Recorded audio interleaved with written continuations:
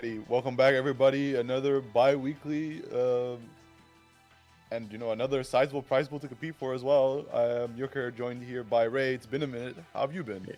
Yeah, I've been doing good. You? Chilling, chilling.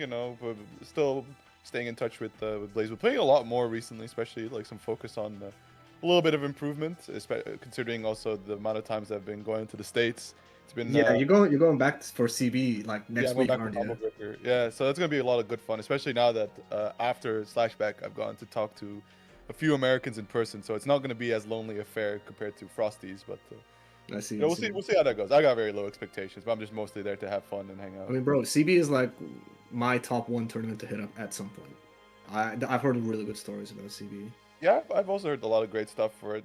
Ultimately, I think like it's gonna be very hard for CB to top Frosty's for me because Hmm. I feel like it's just more bang for your buck as an event. 4 days, right, compared to 3. But nevertheless, right, you can see the turnout that CB is getting. That it definitely is a lot of people's favorites that uh, they're holding out for in the year to attend. So we'll see how that goes. We, Um, we will. yeah, What was I thinking? Yeah, while you're gonna be in the States, I'm gonna be there sharking in Norwich. I'm hitting up Albion next week, which is the exact same time. But I'm hitting up. I'm honestly just going there for the all you can eat Brazilian grill. oh, I've been okay, I've been told they have that. And I was like, all right, say less. I'm there you signing up. go, there you go.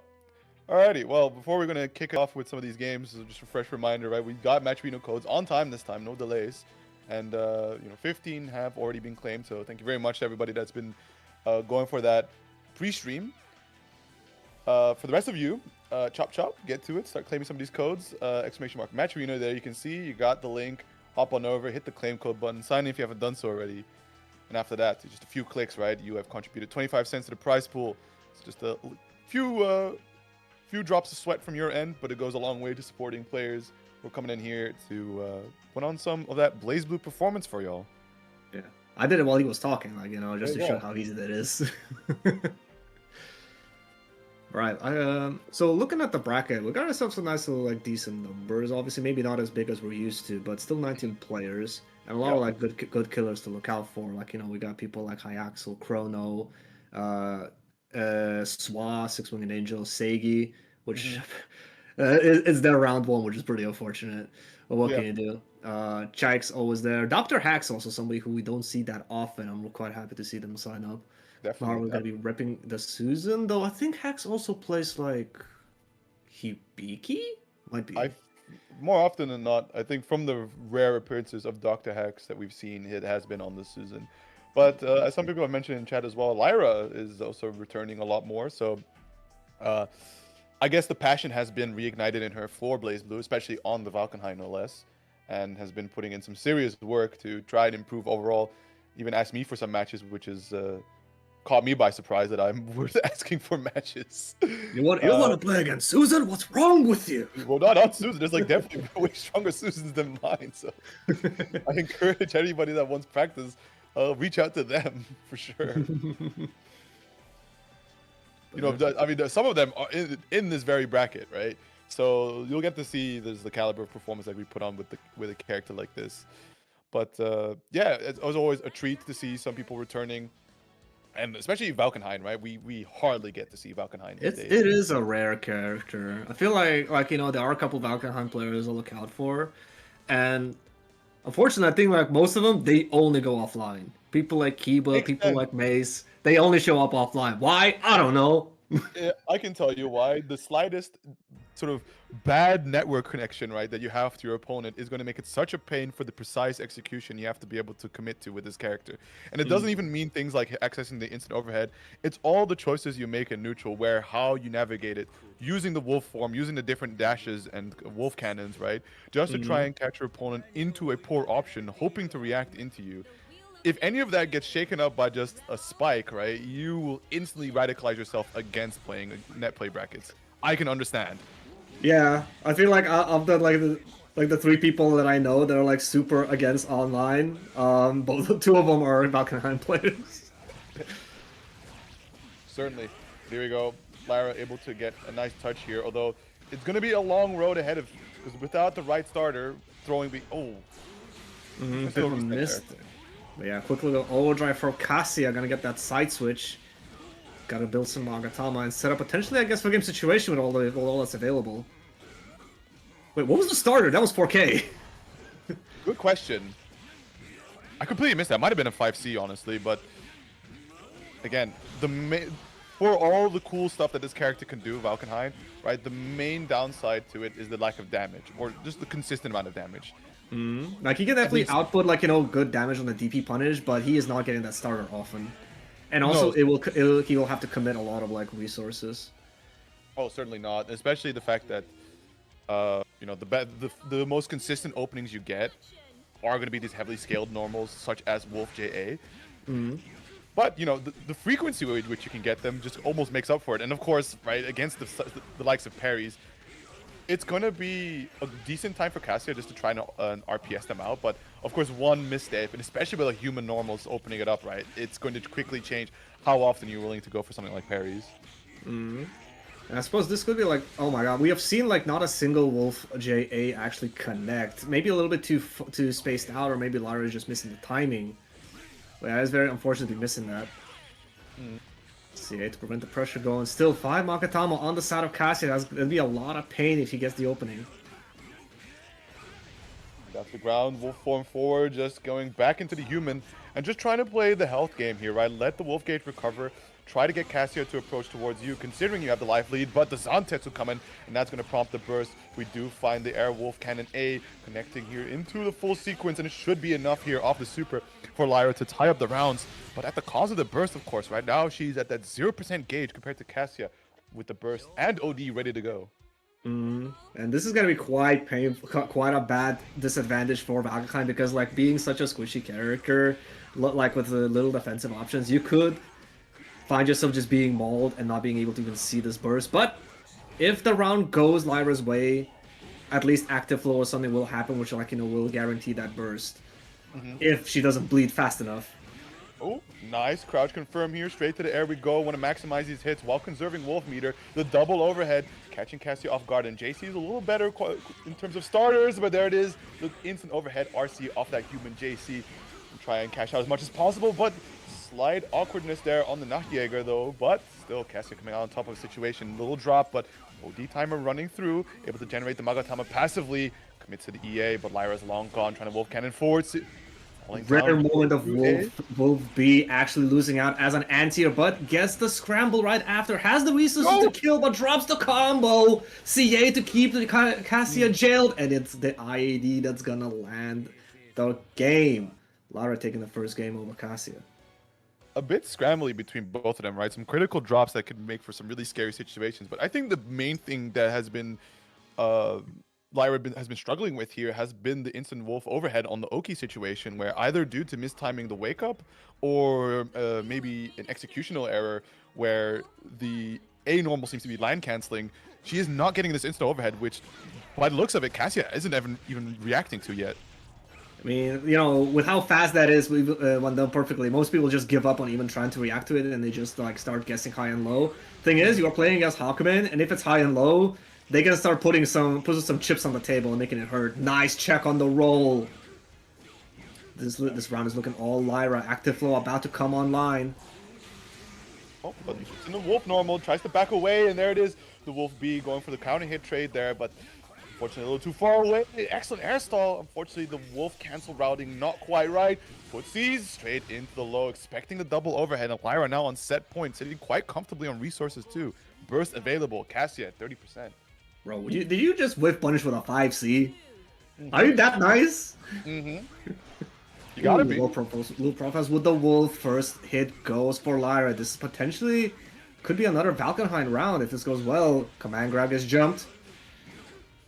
I should all see the Agito come out there to at least contest, because you gotta understand into Valkenhayn, right? In that Wolf form, that Wolf B is nigh uncontestable from the sky.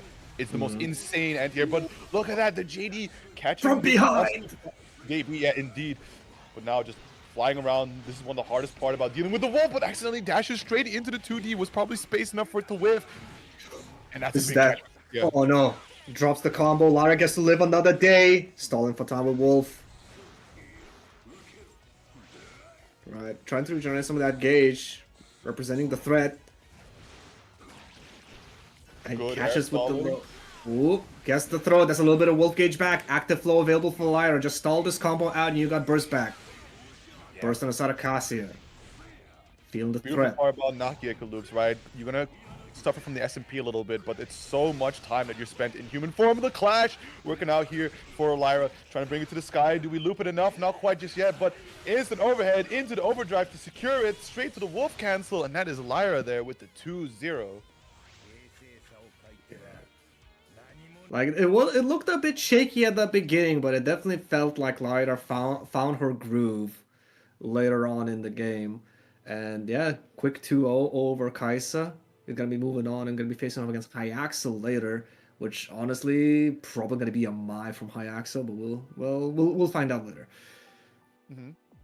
Meanwhile, elsewhere in the bracket, we have Sekio taking over Nog Jr., which was probably Ragnar Kagura. That's nice and done, nicely done by Sekio.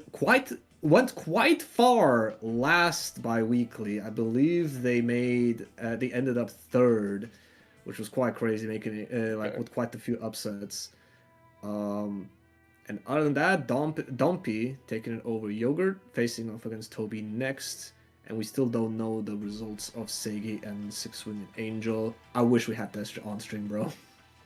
Still, even on the quieter bracket, all the matches are always very exciting to see, and can't always get what we want.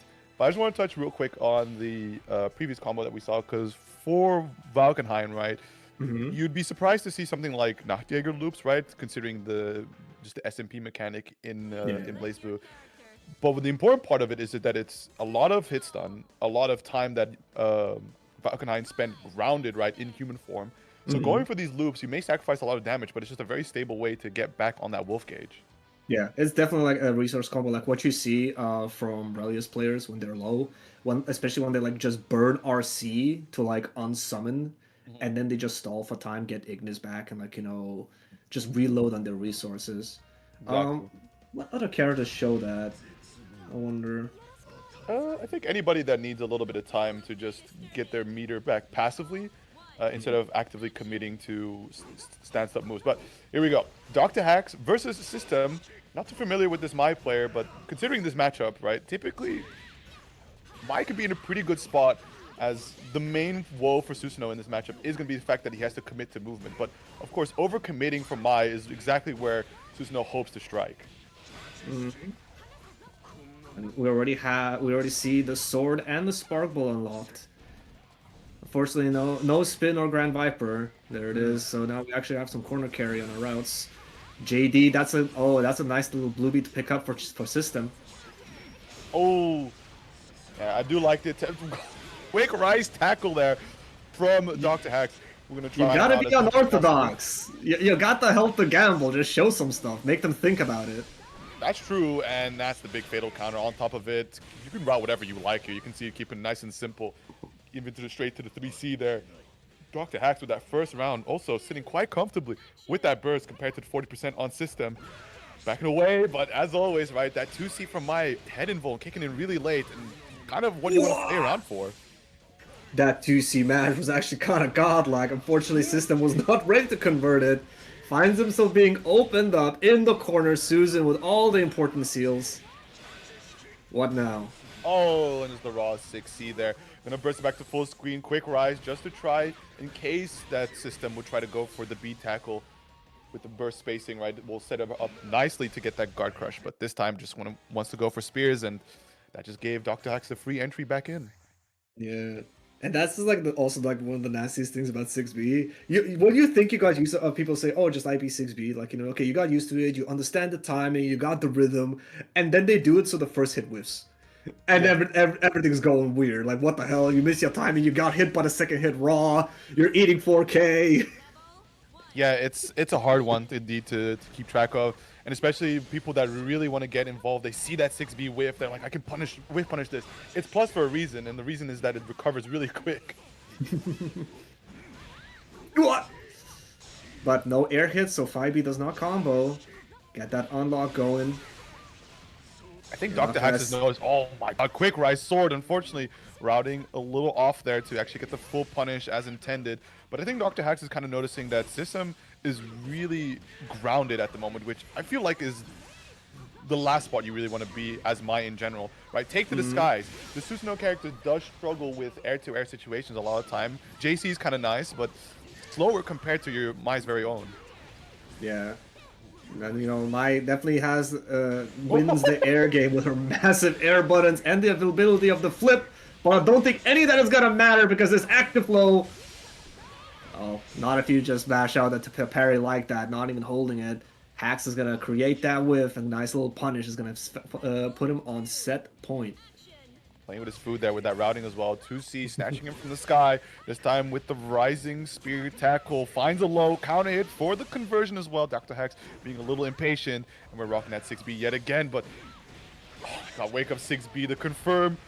Full CT charge wants to get that bonus damage on the deck. And that should also be the spin dash unlock. But opting for the Oki and just falling JD with the burst bait on top of it. Dr. Hax should be claiming his victim right here. Going into the overdrive. Get that level 2 on deck. Straight into the finish here. Optimal on optimals. Sayonara. Yeah. Susan getting access to the max level of all of his specials in OD is such a nice little piece of glue for all of his routing in the end. Because like, you know, oh, I wanted to staircase. Well, like I could just enable a level 2 spin real quick, bring them Yep. back down, round to super. Nice little bit of extra chunky damage, and that's what Susan was all about. Yeah, compared to some like other overdrives, you might consider that it's kind of a nothing burger where Susan just gets temporary access to his specials. It's like, oh, what's this? He just would become himself if he got to win the round a little bit. But it's exactly in these small situations where the choices that the Susan player has been making, as well as the hits that he's been able to get, sometimes doesn't lead him into a position where he can comfortably just end the combo in a super. And that's where OD is just to, like you said, bring it all together, that little bow on top to ensure that he gets these kills. And you know, you wanted to say like you want to say, oh, it's like kind of a bit of a nothing burger, like you know, he just becomes a normal character for a little bit. When you're winning the entire round and he's on red health, and he pops OD, and you remember, oh, he has a DP available now, the game changes. And like if you mess up once, you're being steamrolled by a Susan in active flow. This is true, but you know, tie back to the earlier statement, he becomes a normal character. He had, like, you would have to play the considerations the same way he had with the DP. And if anything, if he's popping OD on red health, he's doing it when you're in a minus frame. So that's ODR, right? Just to confirm, guarantee himself that hit to be able to get some proper unlocks when those 4 seconds expire. So I would say, like, compared to some other characters who turn into like an entirely different different character straight up, right? Bang on OD with all seals. That's a very different ball Yeah, game than just true. Susan popping it for 8 to 4 seconds. So But you know, like, it's still nice. We don't underestimate the OD, but you know, there's some other ones that not all ODs are built equal, and you will see that a lot of characters are just like, oh, just use it for burst, just use it for burst. We're like, what do you get from OD? Maybe something nice. OD lockout is always very cool to have in these low health situations where your opponent might burst, but you know, it's not the same as some of these other characters that just completely change their toolkit off of the activation. yeah. And there's still, in my opinion, the fact like even if your character gains not much from overdrive itself, Yeah, I feel like defensively it's still such a strong tool to have because of it course. makes people reconsider how they route their pressure. Because if they start exposing themselves to OD a bit too much, you can completely reverse the situation, and you're still gonna have like you know burst back that round more than likely. Yep. So It's the confidence of defense, really, right? Like yeah. you make the decisions on defense. Are you stable enough in this situation to just rely on like the basic system mechanics, just holding down back, IBing it, IB-being it, maybe just burying it, right? Before committing to things like burst, counter assault, ODR in a bad spot, into like just try to DP, exceed, excel, RPS. Where instead, if you're already such a threat where people are really apprehensive on the options that they run, and then you finally get them to commit to something a little slower, say their overhead, for example, and then you just pop the OD right there and then, you completely reverse the situation. Especially on some characters, it's much needed access to their basic tools, or just passive generation of their common resource, Izayoi, Yeah. where if you had burst, that's the main thing you have to consider. If you had burst, right, you sent your opponent full screen. How can you? A lot of characters can't advance their game plan from that position. There are exceptions to that rule, but you are absolutely right. There's also the fact that especially with these like bigger, bulkier characters, like the high damage characters I'm talking, it's like Right, right, right. OD starts becoming like, oh, this is part of my win condition because the lower you get, the more threatening your overdrive becomes, Yeah. enabling you those like two touch, three touch situations, and like sometimes you just like okay, I'm being beat up, I'm guessing wrong on defense, but Mm-hmm. if I guess correct, let's say I pop wake up overdrive, and like they do something and I guess correct, I need this overhead to land, and I'm like 90% of the way to win. That gives you confidence. Yeah. That gives you like oh okay, I'm gonna just block this out. Because I feel like what happens with a lot of time is people, the worst types of bursts in my opinion are the ones that where people are like skittish or frustrated. Yes. Like you went for something, you had this idea in your head and it didn't work. You're mad. I Yeah. get it. But it takes that mental fortitude to not rage burst in that exact moment. And I'm not saying I am that strong. I try to be, but there are moments of weakness when it does come through. It's like, God damn it, go back. The important part is being realistic about it and understanding that you're not without flaw. It gets to everybody at some point, but you try to be as consistent as possible with your decision making. And it is like you said, right? Frustration is the bane of all, where it has you recede into some poor, bad habits that you thought you would have worked away with the hours of grinding you've been putting into just trying to be an overall more competent and consistent player. It's, at the end of the day, you are playing the human element of a fighting game. There is not a machine that can play it perfectly, right? Sometimes something happens, and exactly then is when you need to strike, and it's likely because of the human error behind it. Yeah, well said, actually. So right now we are just waiting on 2 matches to finish up so we can get our round 3 winner side matches all nice and ready for you. So we're just waiting on the winners of Hyaxel Lyra and Segi Six-Winged Angel. While we wait on those, we're gonna take a quick look at the bracket. So we see Chikes ended up taking it over Axel, and they're going to be facing against Dr. Hax, who we saw just now. Sigma taking it over Sigma Nuke taking over Healing Potato, so that's another Susanoo moving up on winner's side. Dompi taking it over Toby, which I think is honestly quite the upset judging by the seeding. So he might be able to cash in some of that like nice little upset bonus. Chrono taking it over Sekio, which was actually winners finals last time, and this was round 2. Oh wow, okay. Yeah, that's rough. It's tough in the streets. Mm. And on loser's side, Nock Jr. is staying alive over Axel. That's unfortunately one of your boys bowing out early, and Sekio staying alive, taking over Joel Quinn. And he's going to be waiting against the the loser of our next match between Lyra and Sigma Nuke. So we'll see if we're going to be able to get those guys in there. And while we wait on those, that just gives us one more opportunity to say, hey, I'm looking at the match arena and I'm seeing 27 codes not being claimed. What the hell's going on? I know you guys are watching on Twitch. I know some of you guys have already done it. But if in case you haven't, all you got to do, you are on Twitch. You already have an account. You just click log in. And then you hit claim code, and just like that, you contribute another 25 cents to the pot. There's still like another $5 or something in there that we haven't claimed in codes. And all I'm saying, bro, you can just spruce this pot a little bit up, get a little bit of money for these players that you see on the stream right now. There you go, just like that, Dompi, I see you. All right. Much appreciated as always. Alright, well, we got Sigma in here, which means we're just now waiting on Hyaxel, I think it was. Let me double check the bracket. Oh, it was Lyra that took it over Hyaxel. Wow! Yeah, I'm surprised. I'm wondering actually what Hyaxel went for in that matchup, because it could have gone either way for her, right? To pick the Bang or to pick the Mai. Yeah. Probably the Mai would have been a little better just because of the Fly Swatter normal to catch Falkenhayn. So we'll see how Sigma Nuke bounces into this, right? Because the main goal here for Lyra is going to be to try and get Sigma Nuke to commit to the wrong option. Mainly, we're thinking about things like 2C, have it whiff, and get that whiff punish going, right? And for Sigma Nuke, it's all about very careful play, making sure that that doesn't come to pass, and that the buttons he presses hits his opponents, and he's able to just keep Lyra in the situation where, of course, Valkenheim, with the significantly weaker defense compared to the rest of the characters, is woefully punished under the pressure of Susanoo. Let's see.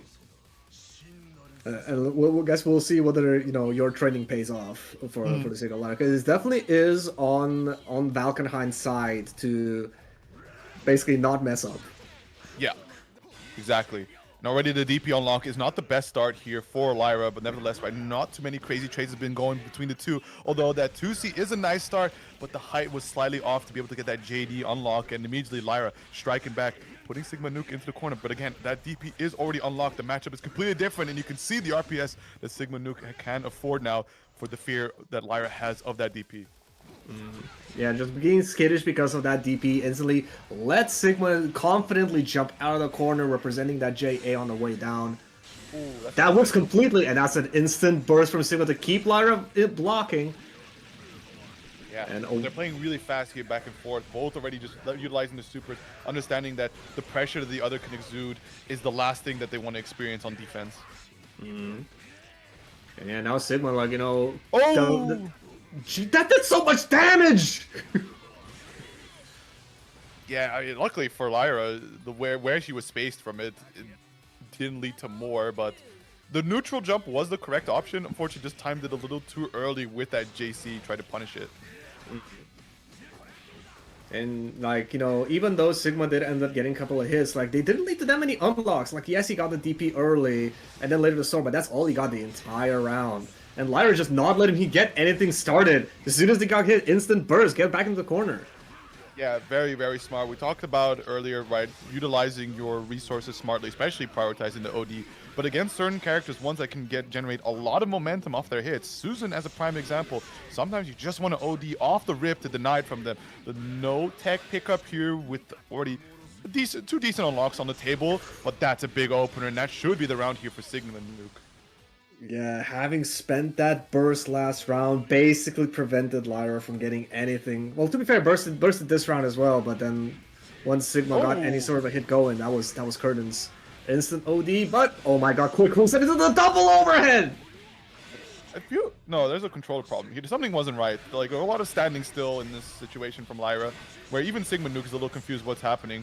OD yeah, this is looking like a decent. This is a decent. Yeah, okay, that has to be a desync. I was wondering, it was a little too strange. It's been a minute actually since I've seen a desync happen, but I mean, the double overhead is not something I'm that surprised by. But yeah, the rest, okay. Yeah. Okay. Interestingly, I think we desynced, but the stream was fine, and it was Sigma Nuke's win. So maybe we recovered purely coincidentally. Yeah, I think the timelines got slotted right back in. And with that double confirm from both players, I think, yeah, this looks like we're back. Uh-oh. 6 speed, run up, and just like that, able to catch that C for Wolf normal, which is probably one of the better starters, all things considered. Jumps right in with that Wolf JA, gonna get a nice little knockdown. This is where the game starts. Quick low. Alright, or maybe just the mid, and Sigma was just impatient. Yeah. There we go. Finally landing those instant Wolf Break JAs. Maybe needed that round 1 game just to warm up. Oh, well, that's interesting. CT might have been a counter assault attempt, but not panning out here. And with this combo, that should be the round here for Lyra. I think something that Sigma Nuke might have tried to fish for, considering having the spin dash unlocked, right, is that even in Wolf form, that Wolf A is a foot normal, and spin dash has that frame 5 foot invuln. So you could maybe, on a really strong guess, go for spin dash, but all the while, I guess it ties into the fact that Susan does have a lot more HP, right? So you could take a few of these gambles, especially into Valkenheim. And that's one of those interesting situations in fighting. Is what do you do when your combo does not end on a knockdown? Lyra ended up right in front of Sigma with some plus frames, and decided to use that opportunity to go for a quick wolf mix up. Nice anti-air. Gonna have to survive in human mode just a little bit longer. No avail. The burst being spent on Susan, already meaning that the next head needs to count. That 2C whiff, unfortunately, doesn't get the whiff punish, but at the same time, Sigma Nuke not able to challenge there on the mistakes from Lyra. The counter assault whiffing, but just a little too far away. Immediately being able to press on the recovery, dashing around, and again, 2A, the fuzzy mash, working out beautifully here for Sigma Nuke. Bring her towards the corner, has the DP on the table, just gonna commit to a simple tackle, stagger pressure, catches the jump away, but no conversion, and the JD from too high up. Lyra dashing back in, and that is the set tied up 1 apiece. Damn.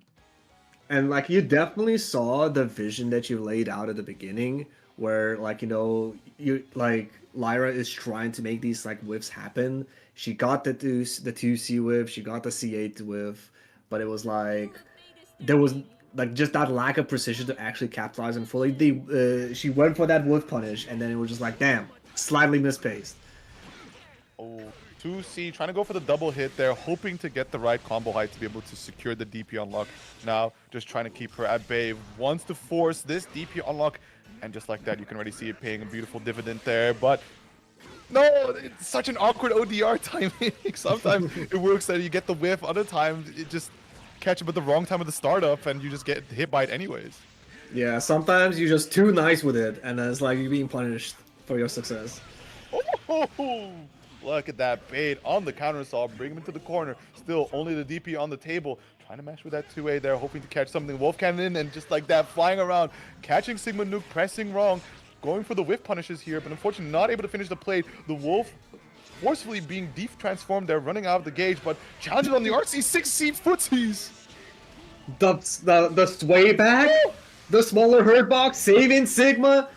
CA, get off of me, buying some time. Instant EA, resume the clock.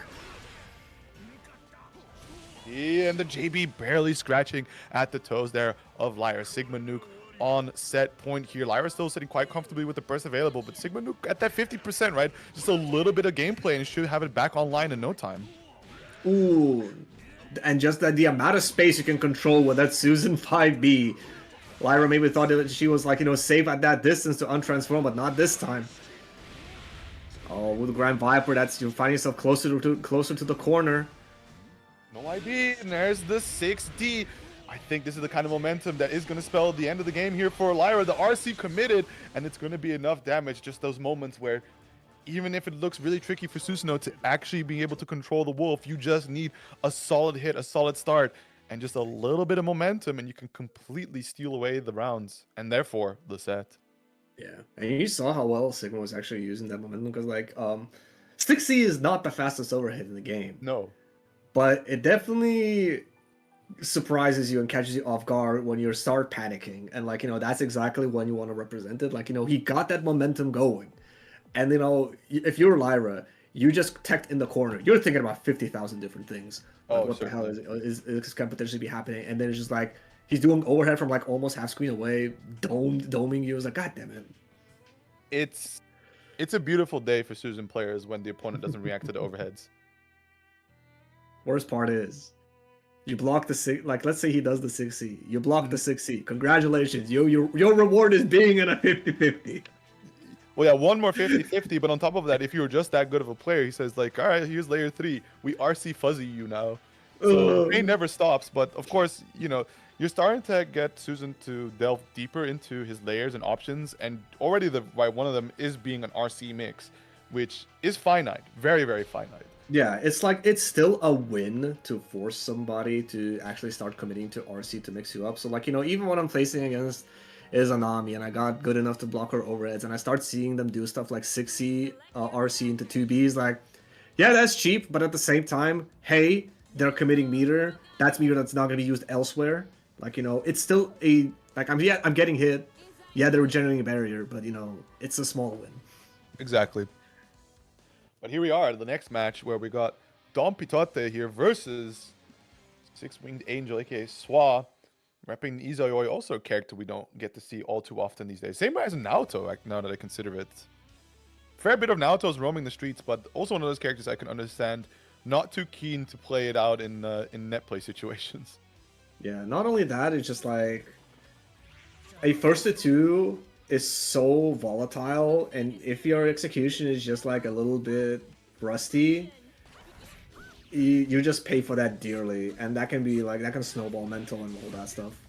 Certainly, but look at this already. Beautiful confirms off that overhead for the optimals into that little fuzzy action. But unfortunately, not getting the micro dash there, as well as the overhead. Oh my god. Oof.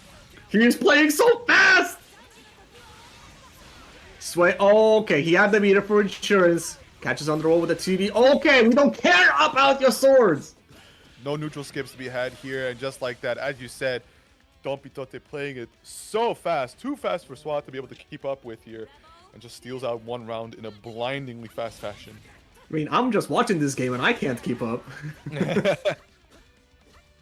stagger -1s. Alright, showing that Rekka. Okay, just instant burst forgets about the Naoto OD, does not need it. Oh my god. Oh, I feel that. Trying to go for that micro dash 2C, shift sway Phantom Pain to side swap back. Fortunately, sometimes the buffering doesn't end up in your favor, and there comes Rising JA normal, side swap around. Don Pitote working here on the victory. The 2D anti-air, getting the counter hit pickup here.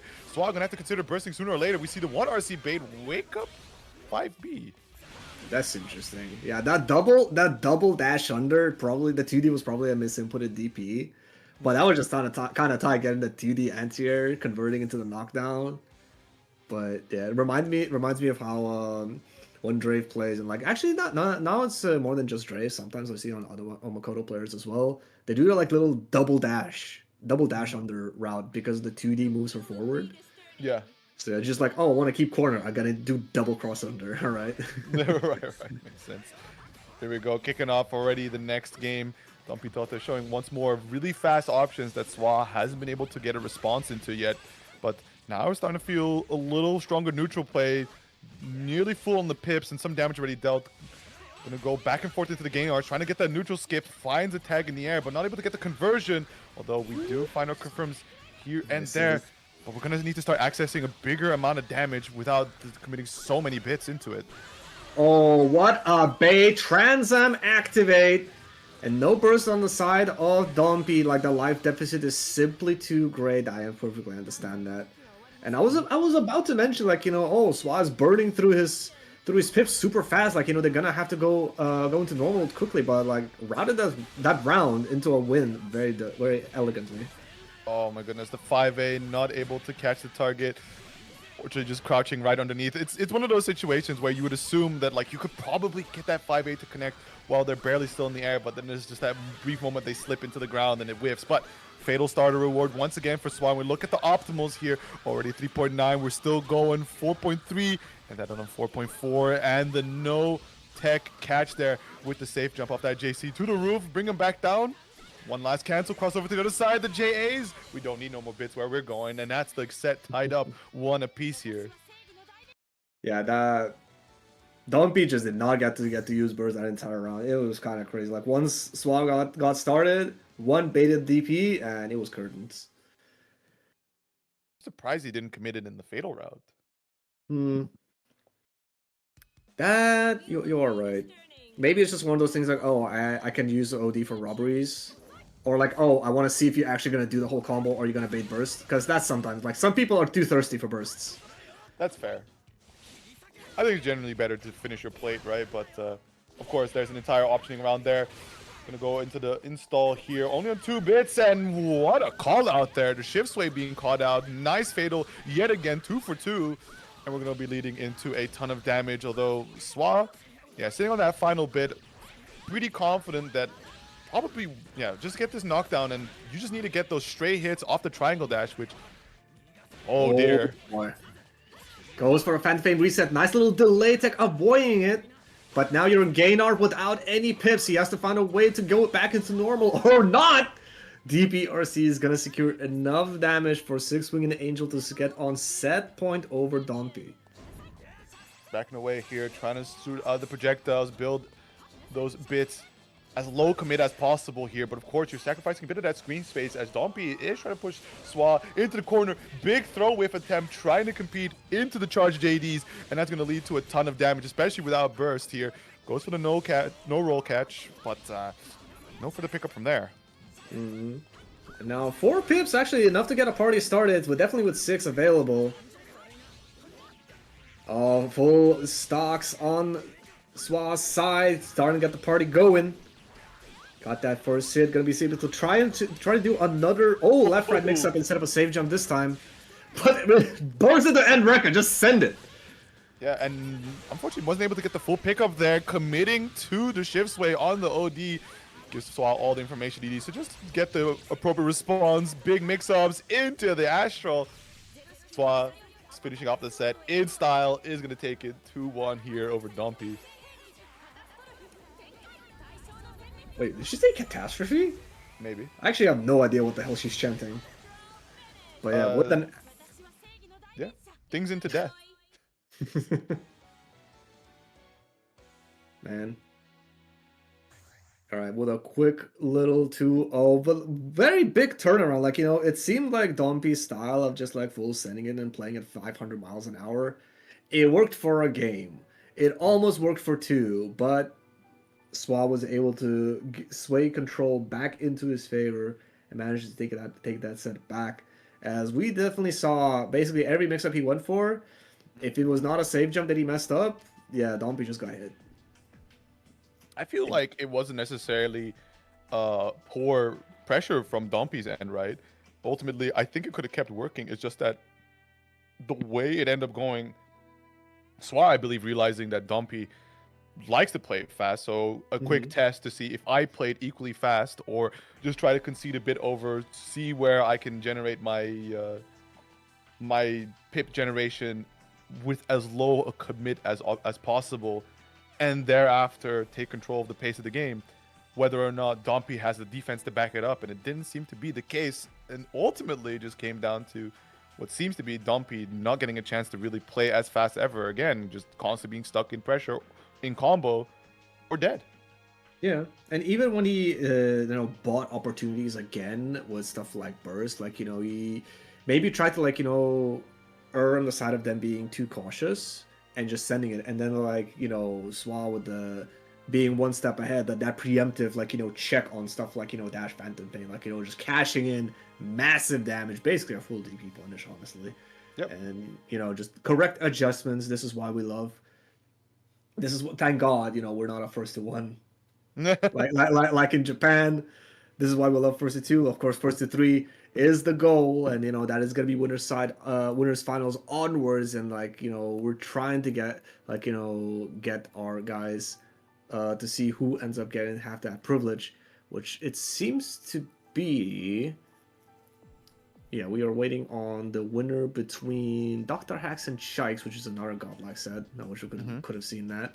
But yeah, the winner of them is going to be facing off against Sigma Nuke in winners semis. Yep. And our other side of winners semis is Six Winged Angel, who we just saw up against Corona, who ended up taking over Void. Would I believe Chrono and just Murakumo players in general, they think that bank matchup is not a fun time, is it? I completely agree with that, because Bang just has low commit neutral skips against it. You try to play any sort of zoning game around your drive, right, shooting out these projectiles, and it takes, I think, Bang can have his pick of which drive he wants to use and teleport behind you, and suddenly, you know, it's the most effective neutral skip, and that's the main pain into dealing with Bang. After that, right, once he's right in your face, those characters don't boast the best reversals or defensive options outside of system mechanics, so it's a very hard time for them to actually stop Bang from running his pressure, stop him from getting in these hits. And Bang has premier pressure, right? Like one of the best to ever do it. Just about every single tool you could ever want to run pressure game with, Bang has it. So good luck dealing that with suboptimal toolings. But here we go. We're gonna get Sigma Nuke versus Dr. Hacks.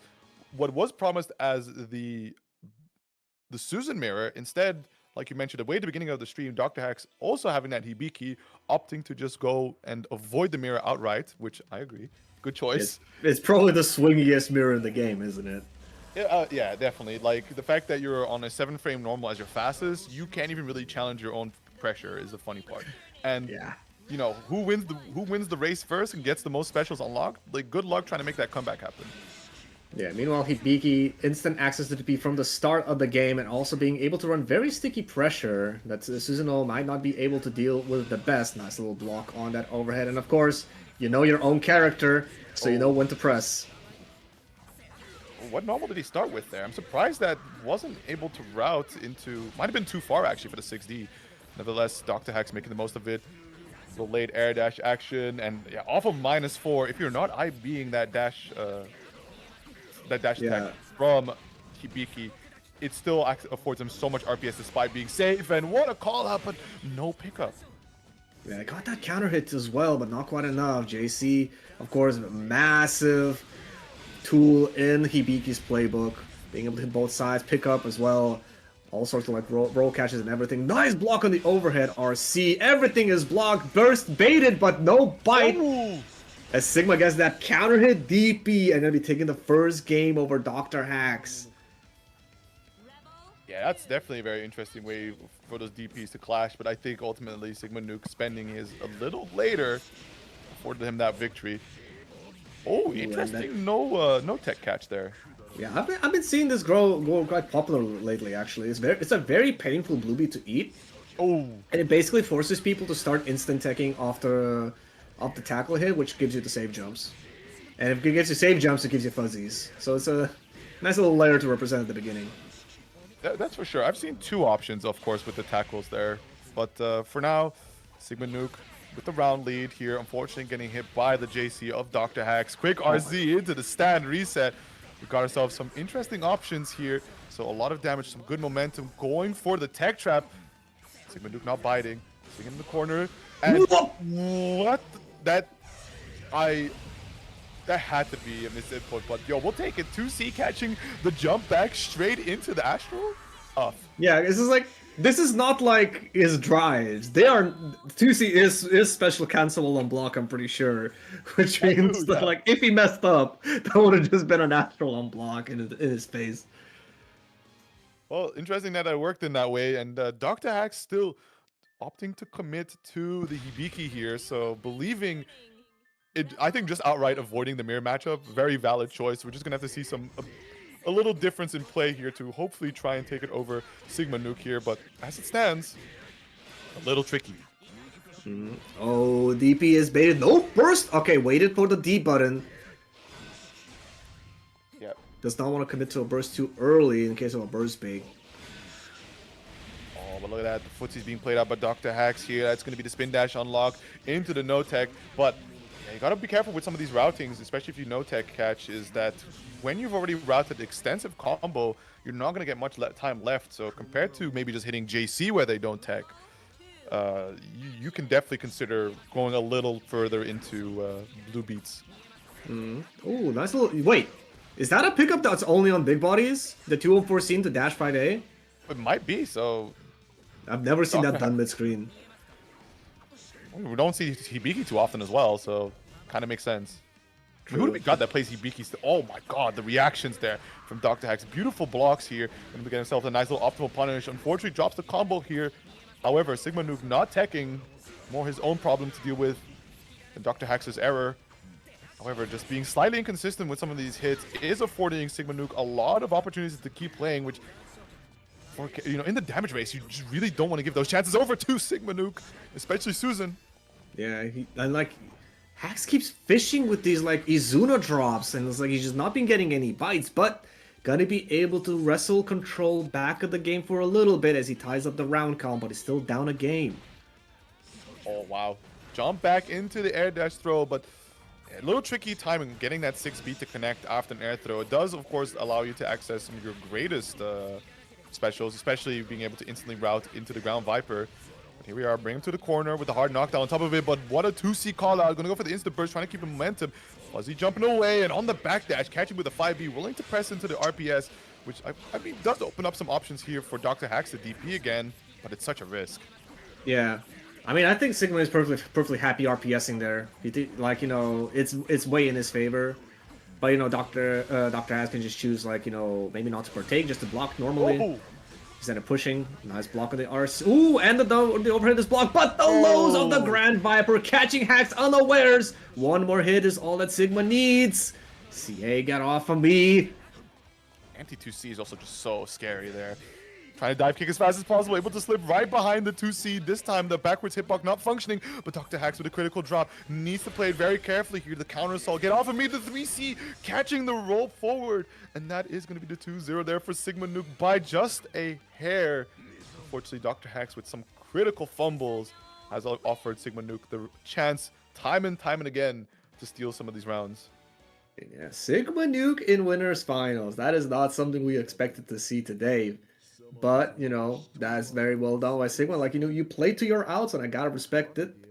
And that means he's gonna be playing against the winner of our next match between Chrono and Six Winged Angel.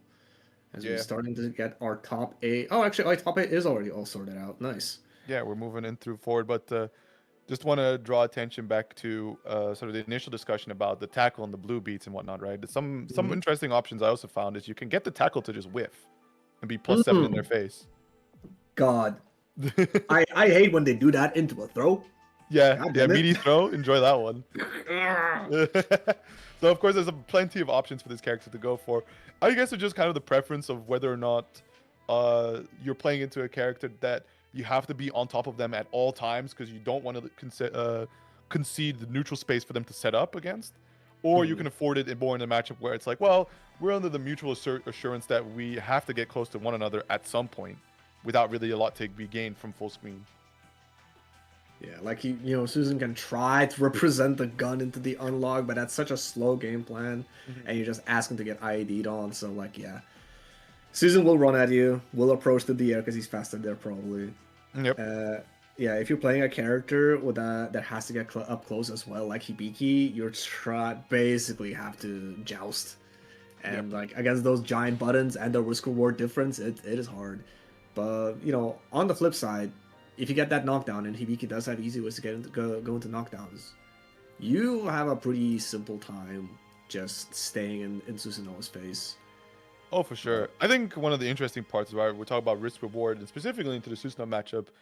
Chat chimed in regarding that pickup after the 2-1-4C being Susanoo only. Really? Not even Tiger? Okay. No, so Susanoo happening to be just big and just wide enough for it to work, I suppose. And that just means that in some of these stray hits, even when you're panicking and you're not getting the optimal standing or crouching confirm, because that's another thing that Hibiki does have, is just pretty consistent access to longer combos based on, well, the position of his opponent. But now also just having this as a panic option plus corner carry, not too bad risk reward wise.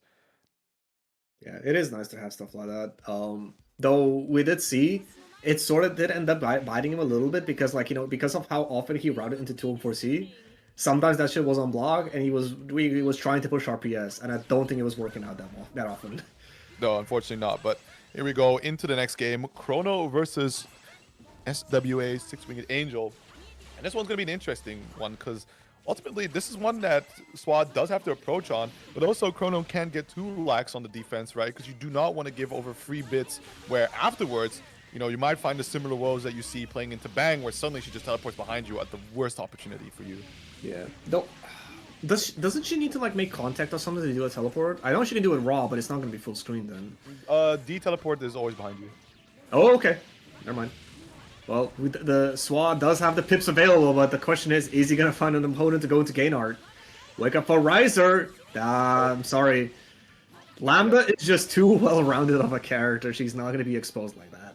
Yeah, especially on Spike Chase. So the best option you have is to try and delay your tech at the right timing, that you're able to use the invuln frames to go through the entire Spike Chaser. It gives you a prime opportunity to challenge, especially into Lambda players who take the situation for granted and end up pressing a little too early on the assumption of the plus frames you get from the disjointed projectile. Oh, and the Spike Chaser knockdown, preventing SWA from jumping out of that 3C. And what can you do? It's just like, it was just plus frames into plus frames. RSC to keep the pressure going, and disengage once it doesn't work out. And I was going to actually mention this matchup seems quite interesting, and probably not the most fun time for SWA, is that your approach options are not the strongest in normal mode, and you gotta stay in there for quite a little bit, and what are you gonna do? Throw a projectile every now and then? It's like, gaining pips is so difficult without OD. Yeah. I wholly agree. I think the play, honestly, here for Swa is to just, as much as possible, try to go into OD, right? Get those bits unlocked ASAP. Play for momentum that you're able to have the burst ready to go the next round. Because you're, like you said, in the normal mode, it's going to be a struggle to get close. You're not going to be able to connect your misfinders. The projectiles are definitely going to clash and do nothing into just the average game plan here of Lambda. And you really need those bits. You really need to gain arts with just the ability to skip neutral. OD's do something. Get that misfinder on block. 4 pips available. And then instantly fireball, deep, fireball, teleport. But now the problem is you're down to 2 pips. And Chrono still has like 60% HP left. I think Swa is definitely hasting it, but like that's exactly my point there. That's what you want to play for. Just one wrong call out on drive, you teleport behind them and they're in that full recovery frame. So you want to capitalize on that instead of trying to force the skip with something like D projectile into the D teleport, which is 2 bits right there for not the best reward. And also something I just realized, Murakumos, they probably have the best anti-air to deal with hover dash pressure because it's so fast. Yes, it doesn't have the most type of invo, but it's like extremely fast. It's very low to the ground. It's like it's able to recover so quickly as well. You can sort of like put it out on a guess. Yeah. Because let's be honest, you're not reacting to hover dash. You can try. I mean, unless you're like SKD or Spark, maybe. But until then, yeah. Bro, I have not seen Spark in a bit. I think Spark is pretty retired. Yeah, but it's like, what? I'm trying to remember when was even the last time I've seen. I think it might have just been CS. Yeah, I mean, I just heard that guy was a demon that was like making Izayoi players feel like they needed hover dash JA. Hey man, it's got like when you get to do that. All right, CA through the 5C, got some picks available. Only 2, but that might just be enough. Not gonna be able to build up for Riser just yet. Cash in for a mix-up. Baited. Oh, That's a punish. big win right there. I'm so used to Tsubaki. I thought that was gonna that 3C was gonna have a follow-up. Yeah. Oh no, the slight mistiming here. This is the exact opening that Swan needed, right? 4 bits on the table. And another big opening. Unfortunately, the JC for Izayoi in the normal mode is just a straight knockdown. Trying to go into the gain arts. And this is the last character you kind of just want to sit there and in a diagonal space above you. Because against Lambda, right, she just shoots you with the projectile. But beautiful OD starter here. Gonna get a lot of damage on the table as well as a lot of bits. Already spending 4, but we're going for the aggressive burst. Trying to put Swa into the corner. Big challenge. Gets the opening, and that should be all that Swa wrote here. Tying up the set, 1 game apiece. Yeah, and very good burst timing on the side of Chrono. Like, that is one of the things risks you take. Like, hey, you can go for a left-right, but the problem is they have OD available. And even if your left-right, even if your cross-up succeeds, they might just burst you into the corner. And sometimes you can just lose off that. And it's like, you have to accept that that's the type of risk you're taking. And an eagle-eyed player, they'd be able to spot it's like, oh, cool, I have a very strong situation available immediately. Yeah, absolutely. Here we go, a bit of back and forth. Chrono just trying to make sure to keep his distance there from SWA, but we see the OD pop spending a lot of it actually, just still trying to skip through the neutral. I would almost imagine this is the time you kind of want to conserve as many bits as you can, and still, again, look for these whiff recovery options to use your teleport to get behind, right? Just as Chrono happens to commit to one of the drives, but reset, getting caught out here. Full conversion now being brought all the way to the corner, and all that while still on 2 bits in normal mode, but gets the call into the jump in and the burst bait. That's crazy. Spending RC, getting into gain arts. Also, is our teleport, can she do it in the air? Or is it only a follow-up in the air? Oh, she can just do it in the air. Okay. Yeah, the follow-up is, that's the specific follow-up there. You just press D after doing one of her misfinders. Yeah. All right. With a bit, of course. All right, with the full rise of Swa is going to be moving on to set point over Chrono in this loser semis match. Ooh. And especially with rounds, hard call outs on both ends, trying to anti-air one another, but doesn't quite hit as expected. The OD pop straight into the DP, hoping to get 2 more bits off of that interaction. Fortunately now just stuck at 4 in the regular mode. Delay teching, and you can just see Chrono knows the RPS behind, trying to deal with Spike Chaser. Standing there menacingly, gets you to block 1, and the big opener there with the 3C. Right, and this round is looking all Chrono, so I'm definitely not gonna be investing burst into this one, but they do get a hit, which could be potentially the SAR, but with only one pip available and burst. Oh. Chrono's not gonna let it slide. Gonna invest the OD, seal the round right then and there, and gonna be tying up to set point both players. Again, though, Swa in a situation where, if the situation calls for it, can just press that overdrive to get at least 4 bits on the table, taking a bit of damage here, starting off in Chrono's favor, sets up the gravity seed. We're going to pop it in the air. Needs to find now an opportunity to safely install.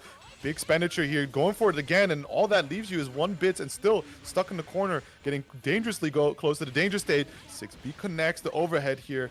Gonna be a nice grip of damage, and all the while Swa here with next to no resources to his name to make the comeback happen, gets hit by the raw spike chaser. Thankfully, no pickup, but there comes the 6B overhead. It's not gonna be enough to kill just yet, but Swa, I believe, is just kind of out of options here. Yeah, extremely low on barrier as well, but it's not gonna play a factor as Chrono just represents the overhead wreck off the Rekka War.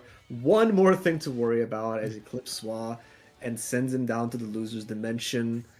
No one is blocking slam the 6B. Look, man, you're worrying about 50 different things. It's gonna happen. It also looks weird. Yeah, it definitely looks weird. If you don't play into this matchup enough, then it's not going to be one of those normals you recognize and are able to react to. I think that's definitely one of the more important parts. Is like we say, a lot of overheads are reactable, but you just have to have that experience of seeing the startup of that normal come out enough times to properly recognize it and actually do the reaction. Yeah, you also need to like drill and create, not just like, it needs to become like an automatic response to recognizing it. Because like when you recognize and say, oh, I gotta stand up, that's already a lag that you're introducing that's gonna get you hit. Like it needs to be on automatic, like, you know, oh, it's that sprite that I recognize as stand.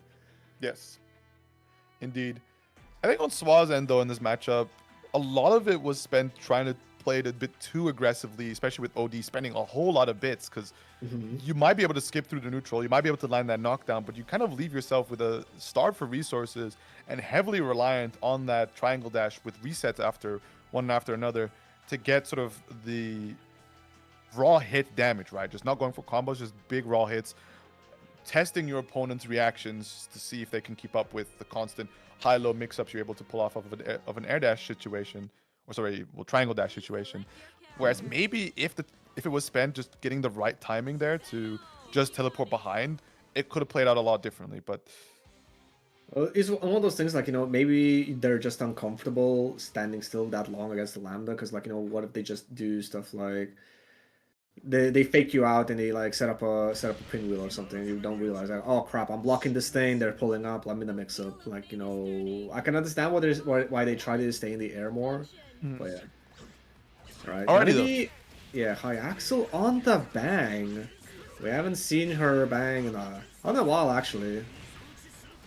yeah, again, one of those matchups that can kind of go either way for Hyaksul. You can play the bang, you can play the Mai. Susan kind of doesn't have the best time into both. I wouldn't say it's bad, right? It's just, again, the commit that he has to do with his movement that makes it very difficult to actually keep up with these two. Walk the second over on the second hit. Oh, no fuzzy, actually. Odie's through the slide, very good. Oh, but the bumper messed him up! Unfortunate there.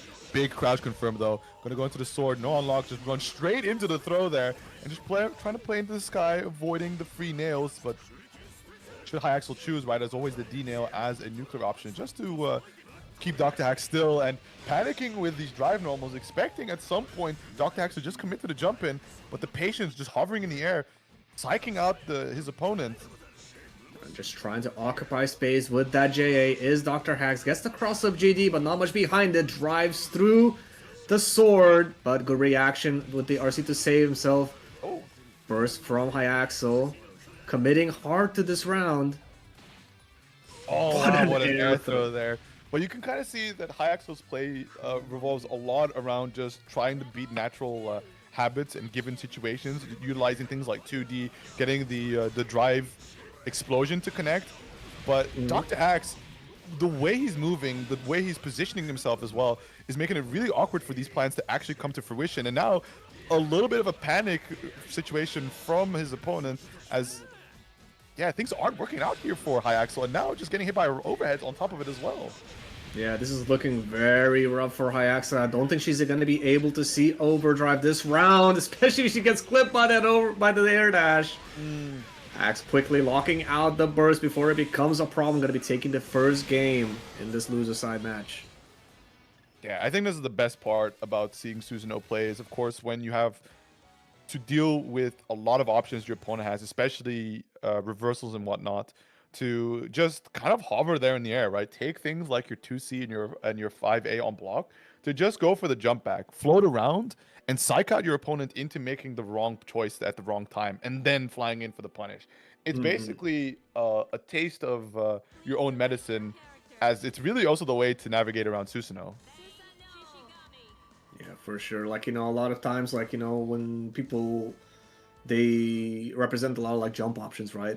People just see the jump cancelable normal, like a 2C or something, and they're just like, all right, I'm mashing anti-air, or I'm mashing DP or something like that. And that's where stuff like, you do your 2C, and then you just air dash out. Or you just jump back, and you see what happens. So strong. Exactly. Here we go, game number 2. Hyaxel finds herself a nice JC. Interesting JG freeze, and on top of it, getting the burst from Dr. Hax, trapped in the corner now. A little bit of a blue beat error, but doesn't catch the rollout, and the 2C hitting from behind. Big pickup on the counter hit. But we can definitely see momentum burst. Yeah, like heavy momentum-based game from both players. Spending the burst, trying to deny the opponent anything they can. And now Umbrella's out. Quick little mix-up. Has to go into the Ashura early to not mess up the scale, not mess up the combo. Oh, back rolling so close to the corner. Could have been a mistake there, but yeah, it's not going to be quite killed there without the meter to do another Ashura or Daifunka here. But the 2C catching on the re-jumps. And the forward movement as well, going to be stealing the corner. Dr. Hax now puts Hyaxel in a bad spot, but that last nail gets the job done as Hyaxel stays alive. Yeah, poor Dr. Hax, though, like, the hit that he was able to get put him in such an awkward point in the reticle that, you know, thankfully he was still able to route it all the way back into sword again, but especially to this character, you definitely want the DP earlier than later, but there is, yet again, the burst bait. Beautiful timing here from Hyaxel, going to be able to just get the momentum all in her favor. Now, this is a Susanoo with no chance of getting the burst back, going for the no-tech straight into the umbrella, just trying to psych out the opponent, but 2C counter hit, unfortunately 5D not connecting, gets the spark hands, jump in with the JA, and those are going to be some more unlocks to work with. Unfortunately, not completing too much further to the combo. Still right on top of his opponent. Such a strong air-to-air to represent when people are trying to jump out. Backdash on the Ashura, big punish. Burst coming out of Hyaxel. Yeah, feels the wave here to try and close out this game, but with that conversion, the burst is still available. Drops the combo, and this is a big fatal straight into the CT charge there from. Oh, I don't know about that.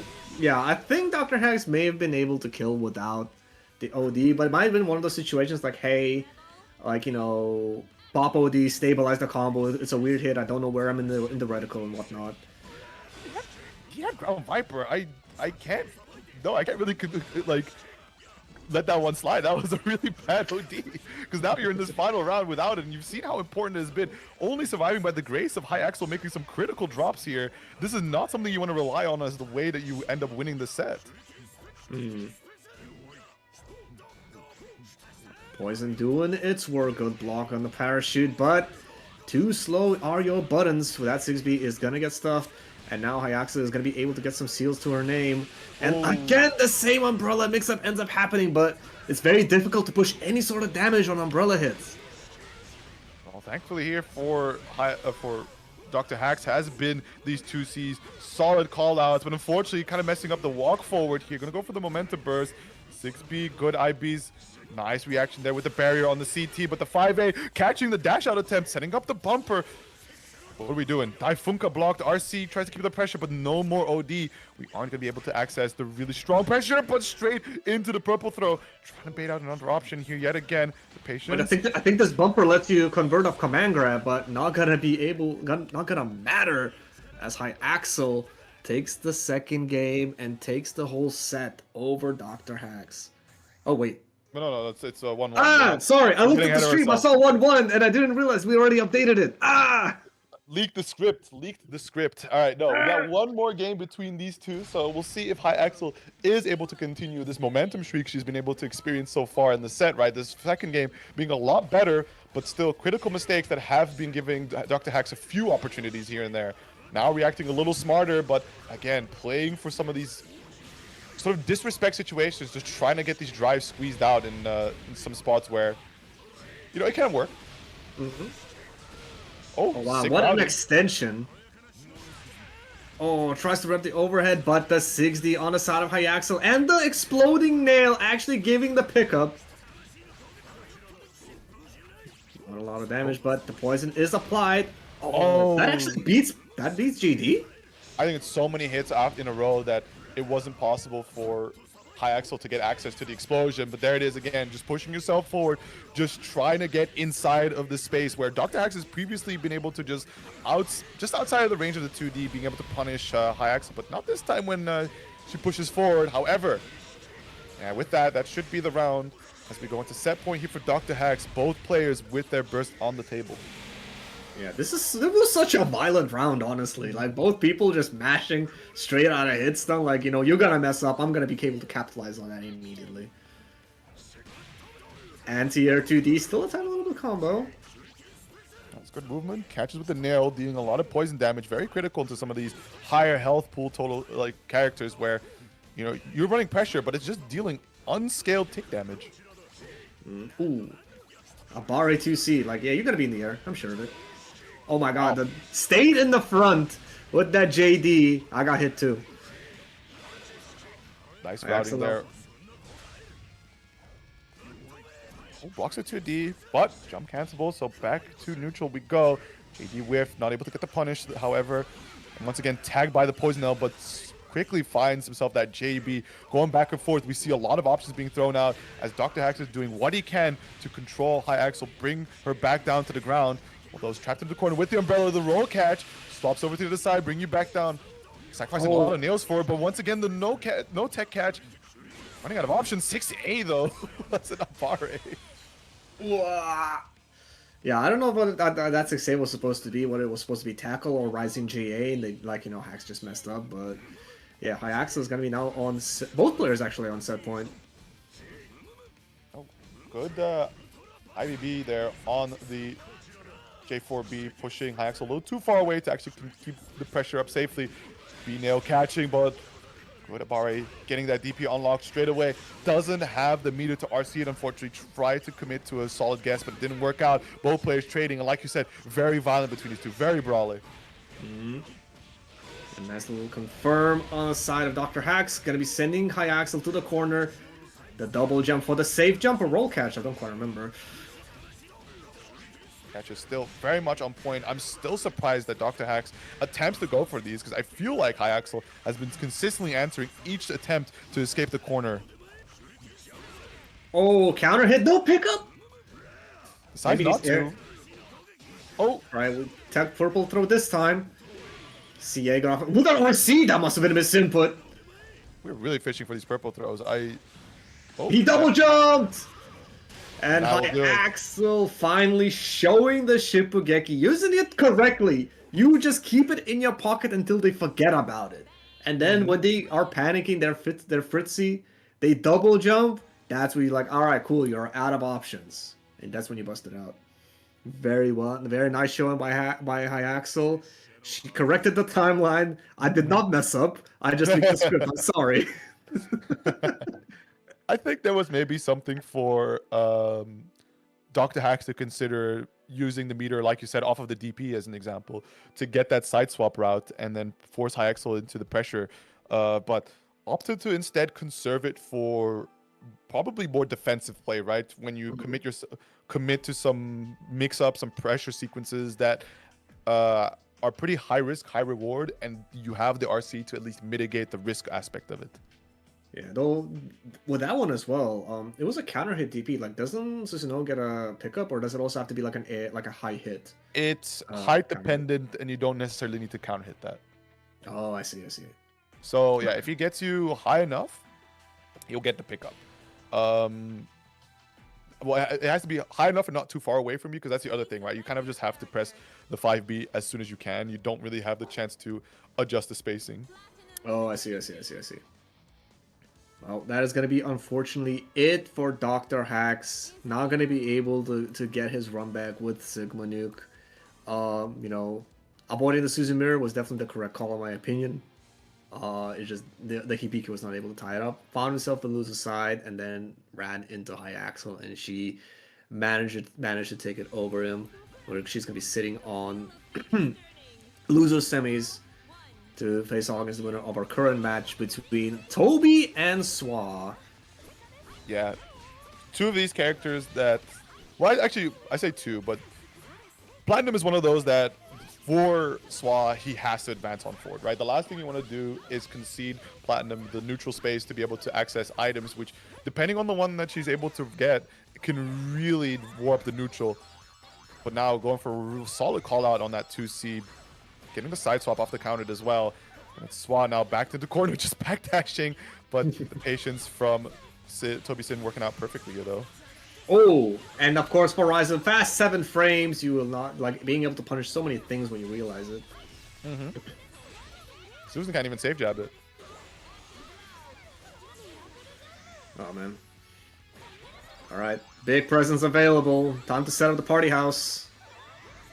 Yep, this is going to be hell on earth here for Swa now, because you just drop one of these treasure boxes, able to roll away, briefly gets to the catch, but you have to be careful with his routing, because that box is still waiting for you there. See, look. And again. No, and no! Oh, dear. The worst case scenario happened. Maybe tried to OD through the box or something, got the instant burst. Not only did you get the clip, you also lost your burst to it. Very, very unfortunate, but this is a pretty good spot for Swan now here, getting a lot of hits, able to get that knockdown, use it into the Gainart stance. Unfortunately, the parry creating a little bit of opportunity here for Toby, though the triangle dash into the overhead, back dashing away, trying to once again for the misfinders, and still able to consistently just slip away. And this is one of those items that for Toby isn't going to really do too much in the neutral situation or on pressure. Sorry, on defense.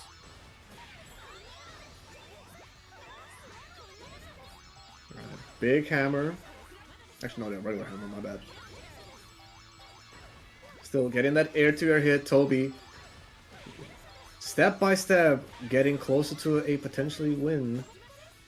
Nice barrier, avoiding the hammer guard break.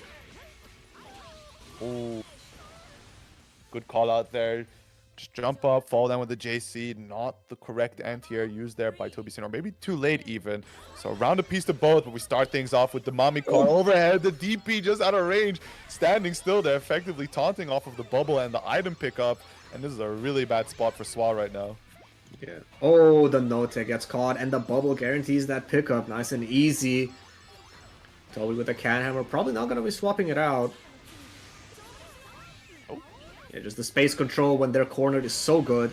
Anti-air, what? Wow, it must have...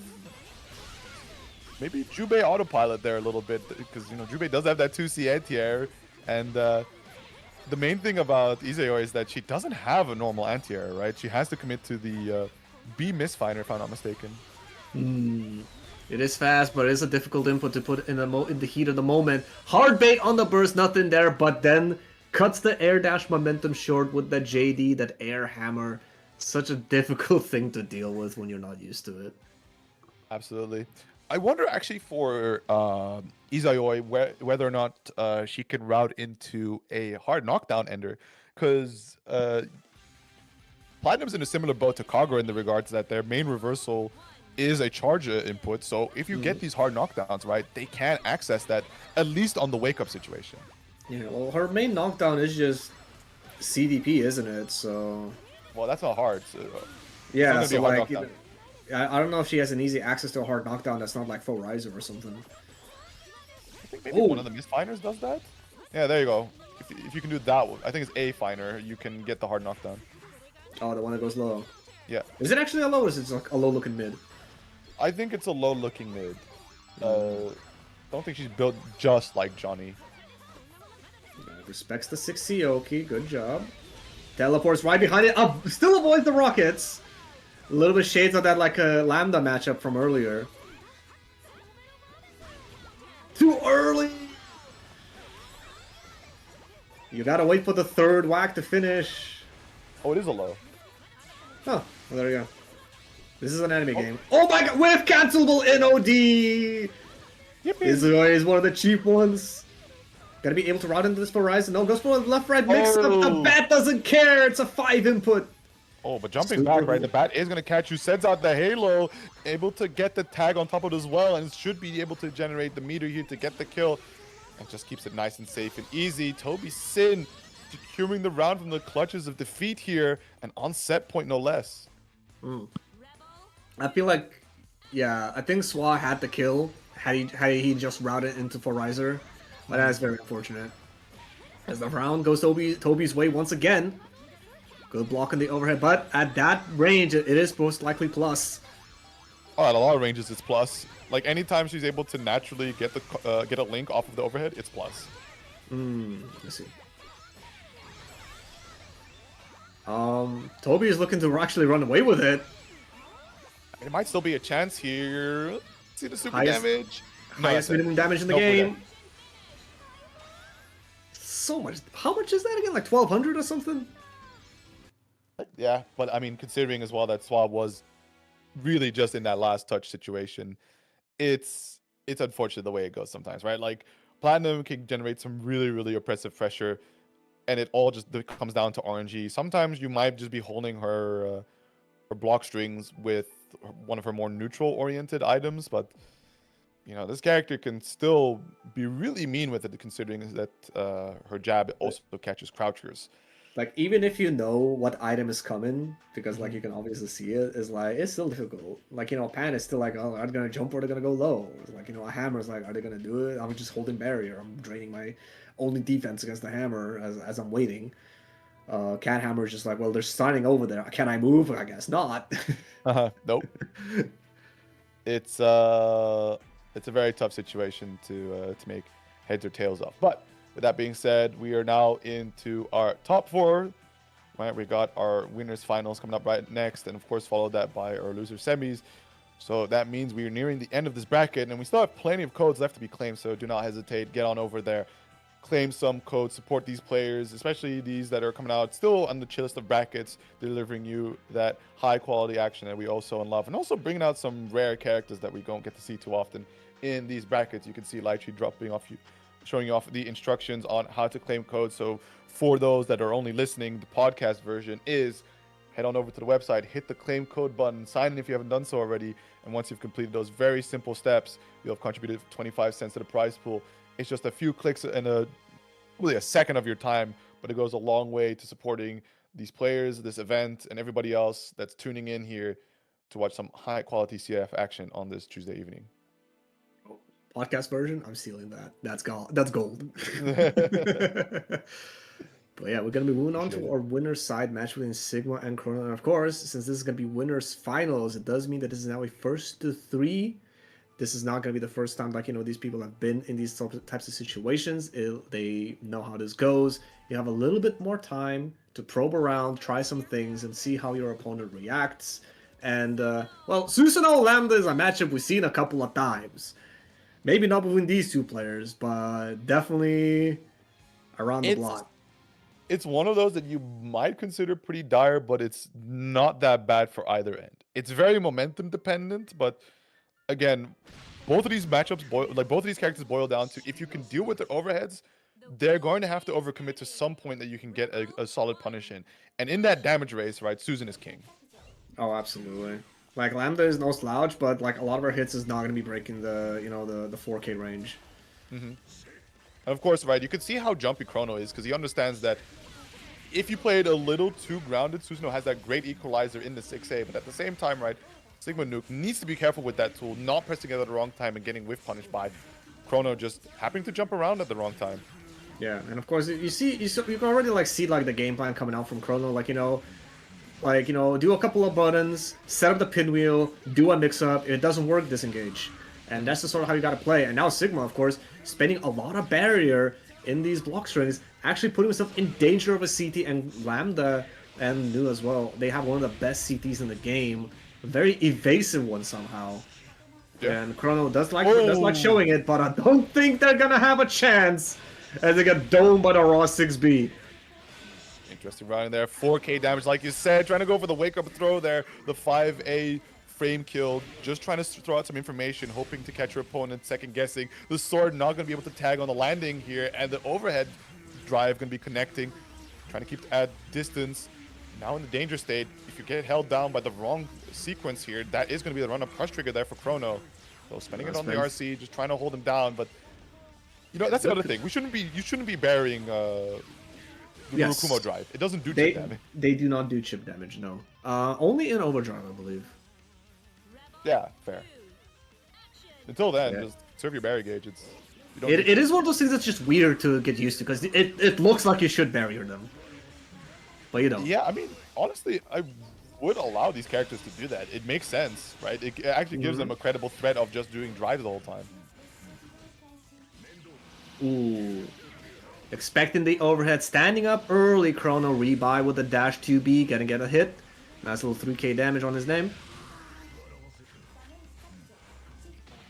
Oh, wow, raw throw. It's a risky one to go for, trying to bait out the burst, but ends up just going for the throw reset. So that's 2 quick instances of 1.5k damage on your head. But still, the burst going to work out here nicely for Chrono, bringing Sigma Nuke all the way to the side. Just trying to look for an opportunity to escape here with that overdrive intact, but it's going to be a hard one to find an opportunity for that. And sooner than later, you might just want to consider going for overdrive instead. And look at that. The ground viper attempt not working out, but Pixel Health here to make it happen. Quick Rise 2B is going to put a stop to that, though.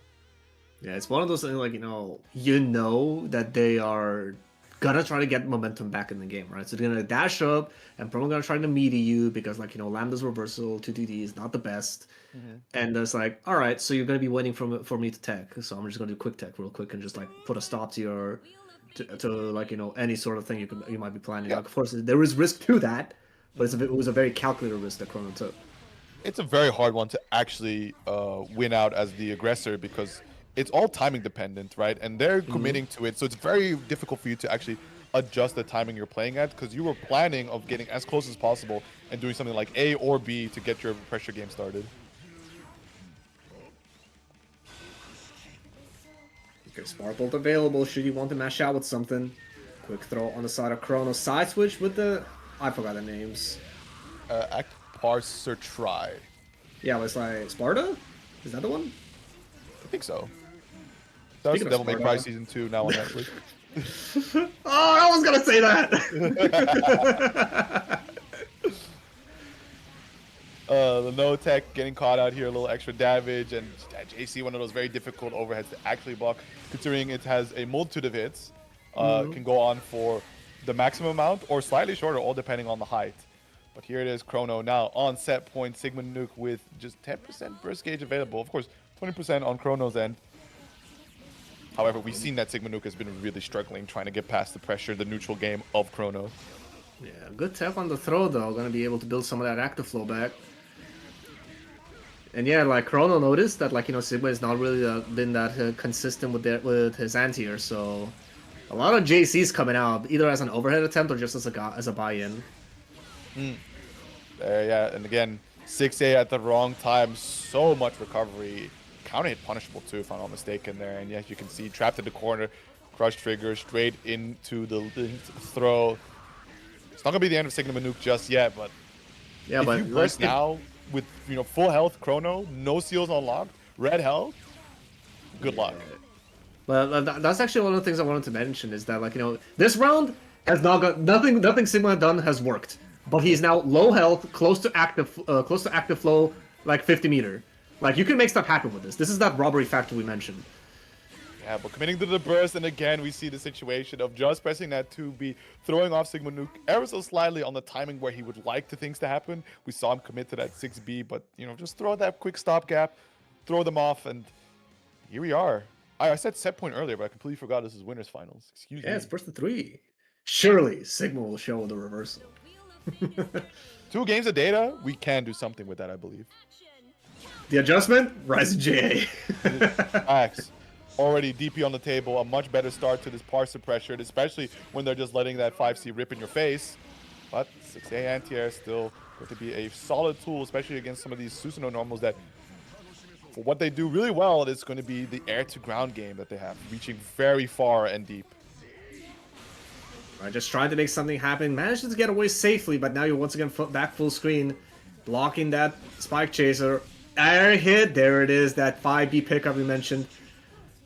Oh, do see no roll catch attempt there, or no tech.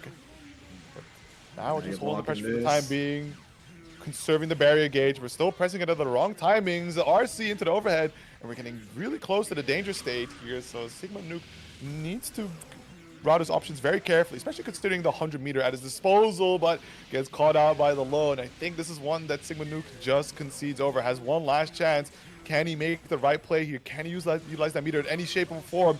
But the double overhead, this 4D, RC 4D, and it's now actually going to be set point for Chrono. Yeah, that not only was it a double overhead, it was the invisible double overhead. Like, how sneaky can you get? Right, counter hit, got the knockdown.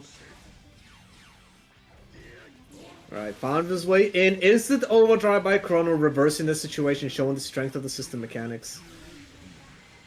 Right, got him blocking. Oh, tries to bait a DP that he doesn't have! That was also probably looking to see maybe if we could catch Sigma Nuke there on possibly just trying to raw tech the parser, because that's definitely a go-to option that a lot of people go for, and where you might see things like Exit Nail make its play. And unfortunately, time and time again, that has been the tale of this set, is that JC overhead. Like, the 6 or something hits that it has, the last one always keeps clipping Sigma. He's just not, like, gotta stand standing for a little bit longer, and I know it's, like, very ambiguous timing, but you gotta do it. And again, a moment of committing to movement, which plays against here Susanoo, where you sit and you double jump in the air. Prime time for Chrono just to run underneath. Gonna have to spend the burst once again at a low health, but just stop right in his tracks with the drive. Trapped in the corner yet again. The DP is going to connect a little too far away for the pickup, but the 5B not able to catch the backdash there. Sigma Nuke doing what he can to get close, surviving through the OD pop. So has a pretty good shot here actually now, that if he's able to get an opening, there is no burst for Chrono to recover from. But the JD just barely catching Sigma Nuke just as he releases the barrier. And that is the 3-0, putting Chrono now in grand finals, winner's side. Yeah. It's a very rough matchup. It's like, it's like the number of times that Sigma managed to get something going, it was an instant reversal of the situation from Chrono. Like, be it burst, be it OD, like, and it's just like being able to go back to their old game plan. I honestly feel like if you're in Sigma situation, right, and you're like in that position, you just spend burst, you have a couple of unlocks, but like, Chrono's full screen, I don't think can afford to play it safe.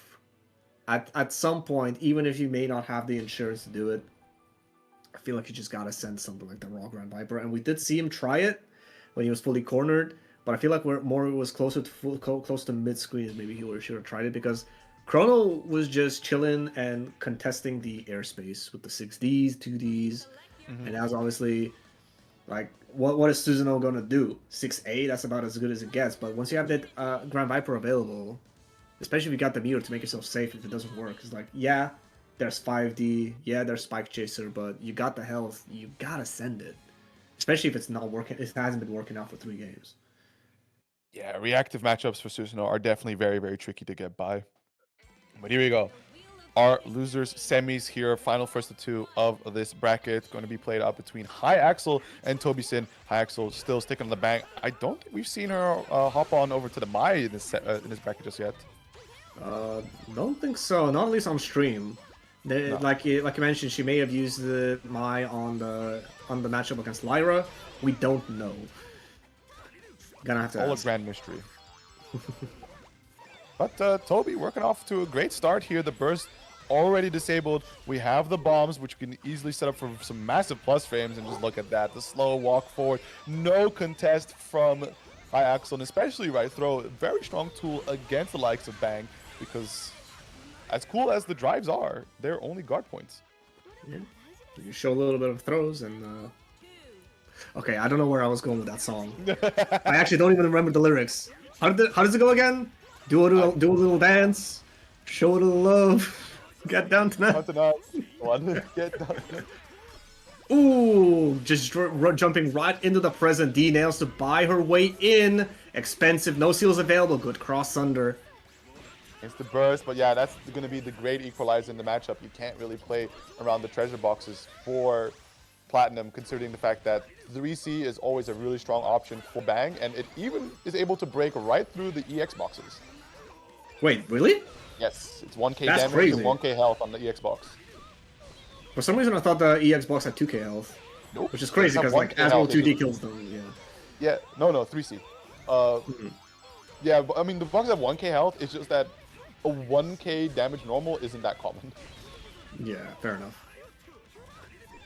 Good block on the air dash, but Toby is looking to run away with it. Throws away the hammer, gets the super halo. But Oh. the nails save him. Oh, wow, good 6D into the overhead. High Axel barely clutching that one out. I don't mind throwing away the hammer for the halo, because it's definitely a difficult one to get by, but the last thing I would really say is try to play your the neutral game around projectiles into Bang, because we've established already with discussion of the likes of Lambda, Bang is really good into the Murukumos just by being able to use the drive to skip past the projectiles, right? The follow-ups on the armor hit, being able to teleport. Oh my god. Not the dash block punish. Oh, good block under, and wow, that is a very late hit 6B. Could have been Toby Sin's, like, the world was Toby Sin's oyster in terms of which normal he would choose to get the link from there. Alright, big presence available, but nothing on the Oki. Getting High Axel to doubt herself, and that's where the throw came in. And now you're going to be dealing with EX presence on Wake Up. Good luck. Yeah, and you can't 3C just like that on Wake Up, and especially utilizing the trigger timing just before the initial explosion hit is going to connect to set up that throw. It's a very, very hard situation to actually get a correct read from, because the other alternative, right, is that they just stand a little bit away from you, and you do a raw tech attempt, you get counter hit, you try to OS, that's TRM. Maybe for High Axel could go for drive, but again, that's when Toby Sin just plays for the throw, so it's very, very difficult to have an accurate response into the present situation. Yeah, and to be fair, you know, they did invest 50 meter. They sort of do deserve something, but yeah, No. it is a very fucked up situation. No, All right. let's not do all that now. All right, hammer. Oh no, halo available. I guess the parry hard knockdown got going. Blocks, backing away, and this is one of the strong aspects of utilizing drive in very belligerent situations, is that it creates a very uncomfortable RPS for the opponent navigating into it, right? Will you actually take your turn on slightly minus frames? You risk allowing the Bang to just drive you. Yeah, meanwhile, High Axel, she just burns through all of her nails in like a second. Yeah, you could also What do the that. hell was that? Triple D nail? I mean, just trying to control space, right? Get these, especially like those nail hits on raw, they could do nice bit of damage, setting Toby Sin down to one last touch situation, but now you're trapped in the corner, only 50 meter to your name, goes for the mommy overhead, RCs it immediately, trying to go for the nails without any stock. And that's Toby Sin with another pickup, going back and I forth need my in the bullets. corner. I need my bullets. It's the Kirito gift where he draws his sword that isn't there anymore. Oh, and this time the punish on the bat is ready. The purple throw completely unnecessary. But it's TRM as well. Toby Sin was somewhat expecting it, but at the wrong time. So, yeah, that round was looking to be all Toby, but like High Axel managing to actually claw it all the way back. Right, presence up. Parry on it. Makes sense. Saying the risk of the explosions off the presence is that it does afford the opportunity to use drive into it, so you still need to represent that throw RPS behind it. Struggling to get the anti-airs, which of course is impossible into Bang when he's throwing nails at you. Enjoy this property fighter aspect of the game where projectiles are coming down while momentum is conserved. Oh, no tech on the purple command grab. Does that count for push-ups? I think it does, right? If it's not TRM, then yes. Alright. I mean, you know, sometimes like you have a command grab that's purple, and it's like you have almost no time to throw to tech, because it. Like, I think that's only on supers though. Yeah. Right. High Axel tying up the set. Last game, both players. Oh, Big trade here. Of course, Oh my god, you're just trade- pressing buttons. yeah, I mean, when you're trading into Bang drives, it's slightly always going to work out in Bang's favor, especially the ones that he connects that haven't been unlocked yet, right? It just advances the strength forward, especially when going into Funring Kazan. Trying to make something happen with that layer air dash. Nothing there. Reset with the overhead. Burst to keep Toby cornered. D nails to buy her way in, but the spat. Oh, Lion Hammer. Neutral is mine now. Meeting air to air, but both players just ending up disengaging. Iaxel in a pretty decent spot as well, considering the life advantage, but gotta be careful getting hit by these straight Lion Hammers. Yeah, threading the needle, honestly, on a couple of them, but, you know, a couple of them still connects.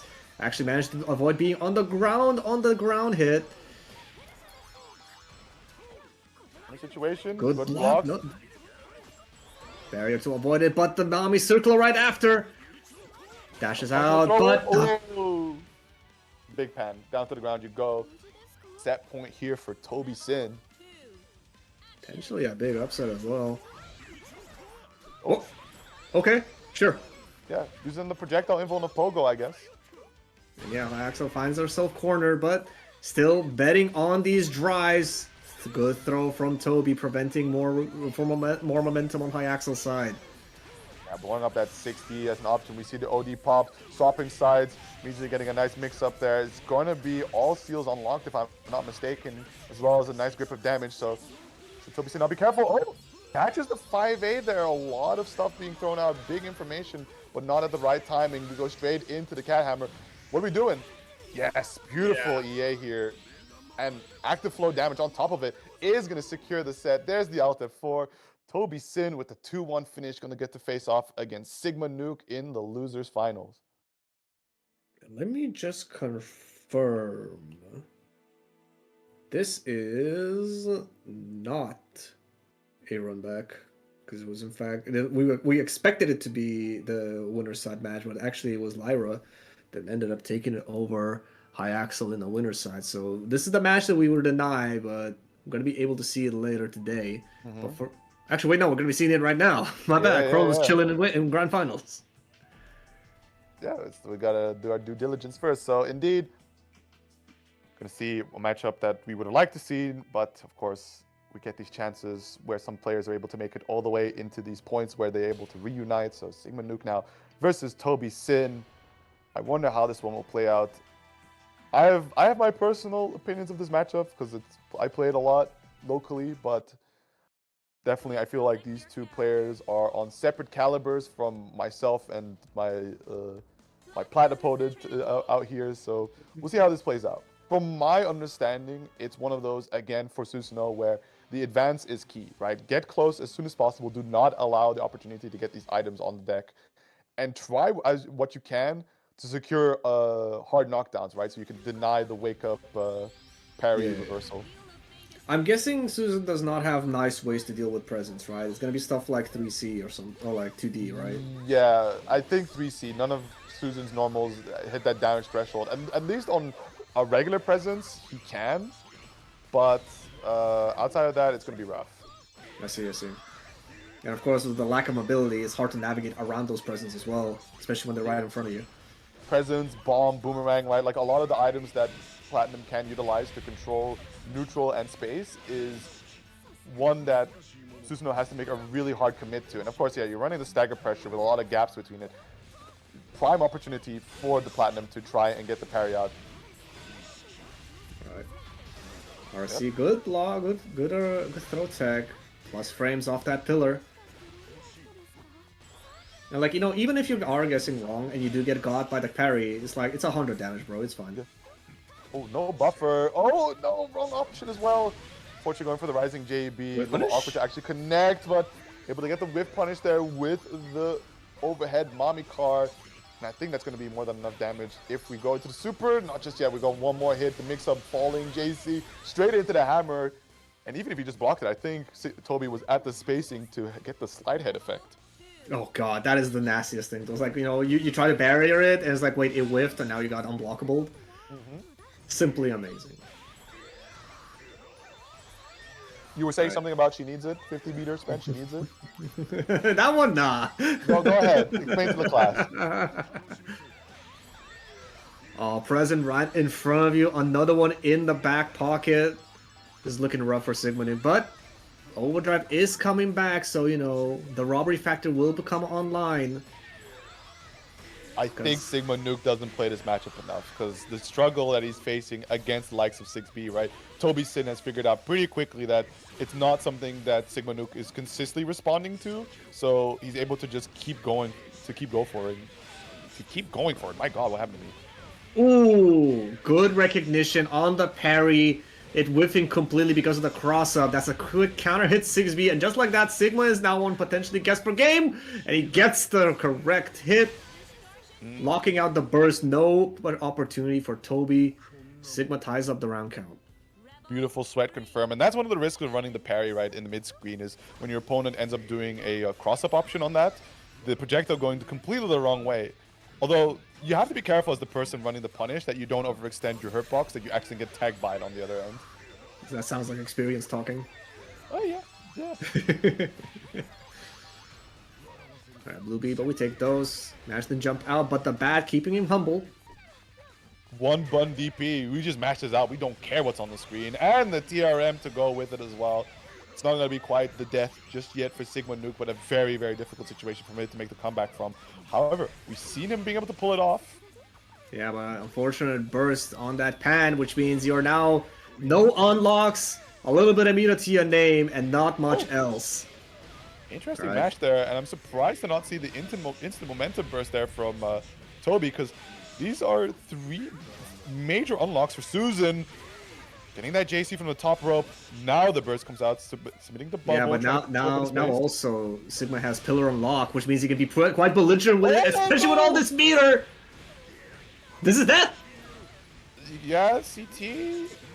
Okay, cool. Yeah, this works. I guess tries to keep it simple. Doesn't want to have to deal with the routing of the spin dash level 2, because against Platinum, right, she's a bit of a smaller character, so it can cause for a very unfortunate drop if you happen to just time some things slightly wrong. But yeah, Sigma Nuke able to make the comeback happen a second time, but like you said, I think it all came down to Toby deciding not to burst immediately when Sigma got that massive hit.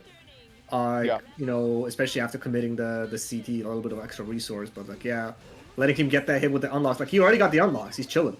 Yeah, like now you just have to play a really scary neutral game around him, and the next hit he gets is always guaranteed damage, right? If you just keep him at this point where he has to commit further resources or just go into basically nothing, you're very happy. Kind of like now, right? He hasn't been able to get the unlock, has Spark Hands, which is fantastic for pressure and some corner routings, but you keep him at this state, especially where the reticle's hovering over the DP unlock, right? That's the kind of things that Susanoo players start smacking their lips to, like, oh my god, I need this unlock, I need this. And he might get a little too hasty for it as well. Do you reckon he's gonna do burst into unlock? Because I definitely see that. That's a safe jump! Yeah. Unfortunately, that is all that Platinum does very consistently, just constantly safe jump on you, so better have that 50 meter to back up your reversal. And I am surprised that Sigma did not try to try and make anything happen with the overdrive there. Mostly because, like, even if it didn't work out, he'd be on 30 right now, right? He will be able to, like, get beat up the entire round, and he would still get overdrive by the end of it. So, like, you know, if you're trying to play Susan as a robbery type of character, like, you know, round 1, just even if the round's not going your way, if you have a vision of how you can claw it all the way back, like, you know, definitely try to consider it. Yeah. Oh no, that is the worst time to see something like the command grab, or sorry, not command, the parry coming out here against the command grab. Trapped in the corner now, once again, in a position where possibly Sigma Nuke runs this comeback, and at this point, I don't think Toby Sin is going to try and commit this this burst to try and survive, though it's not going to be end of the road just yet. A full stick of butter, and into the TRM we go. The comeback has been secured here by Sigma Nuke. Again, just going for the sweat routes here, making sure that no burst opportunity is possible. And we're around a piece now. Yeah. Like, 2 rounds won, both by a complete comeback. Like, you know, I think this is sort of how we expected it to happen. Ooh, that's an unfortunate 2C. Thankfully not able to capitalize off of that box there to get a greater confirm. Nevertheless, able to secure the side swap. Back to the corner you go with the DP unlocked this time. So Toby's gonna have to watch that pressure Showing out a it little immediately. bit. Yeah, smart. Alright, TRM attempt, nothing there. Counter hit, can't hammer that. It's a combo. Not the most amount of damage, but still decent. I appreciate the purple throw there from Sigma Nuke, right? Because he's trying to call out the parry through the pressure. Alright, avoiding most of the missiles. Oh, the air stall, making the 2C whiff as Toby gets one step closer to potentially. Oh wait, no, this is the first to 3 again, isn't it? Yeah, it is. So it's still a step closer, right? But oh my god, but, that's plus. That's yep, plus. That's very funny, haha. Today you learned. Today you learned. I had Sigma Nuke immediately landed the 6B rip, was thirsting for that fatal punish, but you didn't know. You didn't know. Now you know. And it's also one of those things to think about, they're doing an Astro from almost full screen. Why? Sometimes the question is that there is no thought in their heads that you have to understand, but yeah, this time it's a trap. Got him this time though, so once more, early opener here from Toby Sin, putting Sigma Nuke into the corner. We've seen time and time again this pressure work out beautifully, and hoping for the bubble to actually cover for commit like the overhead car, but the timing just slightly off, and Sigma Nuke immediately challenging just said, I need to make it happen. I need to commit. This is my chance. And now find yourself back in the same spot. Only a dirt kick to your name, not the unlock you want to see. Could kind of work out though if you're able to somehow get out of this corner situation and put Toby in the corner, but that's left to be seen if it's possible. EX bombs on deck. This is gonna in the corner too. Oh my god! Wow, and narrowly avoiding the bomb explosion from the back. This could have been really bad for Sigma Nuke at the end of the day anyways, but big reward, 5k, almost equalizing the health difference, but no, the Mami car, and I think he buffered into the 5B or some other option too fast where the Mami car was barely able to catch. If it was just more 2As, he was going to be able to low profile underneath it and not get caught on it by the tail end of the hit. And that 6B is honestly something that I think we should have seen more in Sigma's match with Chrono. Nobody expected that thing to work, but believe, and it did. It's a very hard decision to make, right? It takes some really careful understanding of the matchup as well as the player matchup to get them to make an option that goes wrong. Because 6B hit is cool and all, you need that fatal hit. That's what you're fiending for. Oh yeah, for sure. And getting that space, 6D, the 24 frame overhead, and now you're looking at EX presence. And as you mentioned, Susanoo does not have a fun time dealing with these. No, but considering that he has a life lead, right? Don't get close to them. Well, you're being pushed towards them, and one procs. Not again! Yeah, that was, I think, something that Sigma Nuke unfortunately let slip there. And you can see immediately the air dash back in, understanding that Sigma Nuke is kind of jailed here in this corner. That treasure box is doing so much work, especially on this hit, right? It's not going to work out. Goes for the burst anyways, even though, you could have had confidence in the box going to cover for you in that situation. But now we go into the cat missiles, EX, nice and large, and that is going to be Toby Sin taking the lead in the set. What's crazy to me is that I'm surprised that the box still worked, because you saw Sigma 1, he used a jump cancelable move, and 2, he RC'd. So yes, the jump startup will probably not have saved you in time, but he recognized that, so he RC'd and he still got hit. That's weird. It's hard. It's a very difficult move to hit because once it's a proximity. I have to check what the exact activation frames of it, but it's way too fast for you to plan anything consistent around. The main thing that Sigma Nuke wants to take away from that entire sequence was not let Toby Sin swap sides and push him back into the boxes he set up earlier. I see. And this quick little 2C hit with a side switch is going to put Sigma on potentially good point. Oh, messes up the fuzzy. I don't know if he even went for it. And now you're dealing with bombs. But DP is available on Sigma's side. He can represent it should he want to. Toby with no fear. Yeah, awkward position to actually challenge for, but counter assault catches with the 5B on the run up. Sigma Nuke now for a change actually taking the lead here in rounds, starting off nice and early with the burst available. So hopefully a little more to come from the Susan himself. Facing down on Toby, catching the air unblockable. It's into Yeah, the you can TP do and that the from- handshake of doom, but it is going to be Sigma that end up pressing it earlier, getting himself the trade. Probably could have routed into Ground Viper unlock, but yeah, just press those 5As. You can catch the startup even though it's body invuln. It's not for too long. Oh my god, the hammer loops. Get that bat in there too. Start hitting it. Oh, no punish. Oh, Look that's a at that, 2C. I know that. Yeah, saw the pogo. Gonna cash in this like small version of the EA. Cross up. Oh, not getting the last hit though. Difficult to actually see that and contest in time, but man, this is a struggle situation here for Sigma Nuke, right? The bat, one last one on the table. It's going to send it away. One treasure box. It's a normal version though, so a bit of an easier time to contest, but again, it just blocks you off from escaping, sets up the purple throw, has a chance to burst here, but I think this is one that Sigma Nuke just concedes over because you send him full screen, and that's more boxes for you to have to take care of later. Yeah, for sure. He recognizes the situation, and also like he understands like how bad not having having that burst on 0 into round 3 is for Susanoo.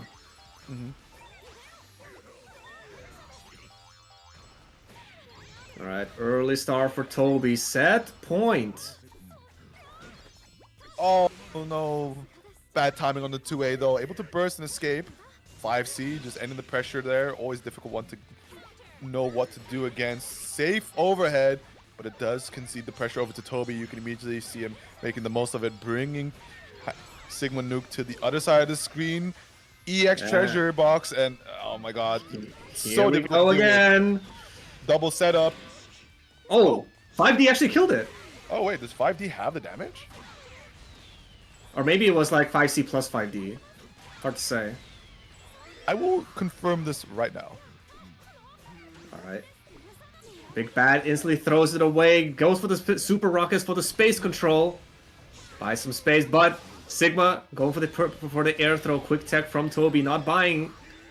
And with the quick confirm of the air missile, Toby is gonna be taking it over Sigma Nuke 3-1, and he's gonna buy his ticket into grand finals. He's gonna be facing off against Chrono, who's waiting on winner's side. All right, confirm the details. Yes, all of Susanoo's drives can in fact kill EX Doremi box. The problem is the startup of the move. You don't want to push yourself too close, and it's not the kind of move you just want to be swinging with. 5D is hit cancelable, but if you're using it in a combo, right, something like 2D, I think pushes himself a lot further forward before the actives. So you don't quite get the box. You don't get to quite delete the box. So in that situation, it worked out pretty nice for Sigma Nuke. But yeah, unfortunately, the end of the road. Nevertheless, very challenging matchups towards the end. All about securing that momentum as soon as possible. Definitely some things to consider and study, especially that 6B. But an all-around very, very solid performance from Sigma Nuke. And it releases Hoon from his chains. What? Yeah, Hoon was binding vowed himself to keep the bracket running until Sigma Nuke makes it into top 8. He did that. So hey, good stuff. Yeah, with that is the last BBEUO bi-weekly ever. I'm kidding. All right. But now no longer is Hoon contractually obligated to keep running this. Be nice to Hoon now. Alexa, play some Evanescence or something. I don't know. Hoon will be dropping his wish list of his favorite beers. So when you see him IRL, make sure to buy him one of those. Make sure to get on your hands and knees and thank him for all that he does for the community. Spending his free time setting these things up, battling through his internet connection, right? Just to make sure to demonstrate how grateful you are for his efforts. And I'll have my opportunity soon enough. Instant Crash is like what, in a month? Yeah, it's in a month. Oh god damn it, it's in a month. Yeah. It's so long but so close. I'm terrified. But yeah, gonna be interesting to see in Germany for a bit. You're probably taking a break because you're gonna be back from CB, aren't you? Or you actually? I'm going to Hessen, bro. Damn! All right, you're on that perma grind. Yeah, I'm going to Hessen.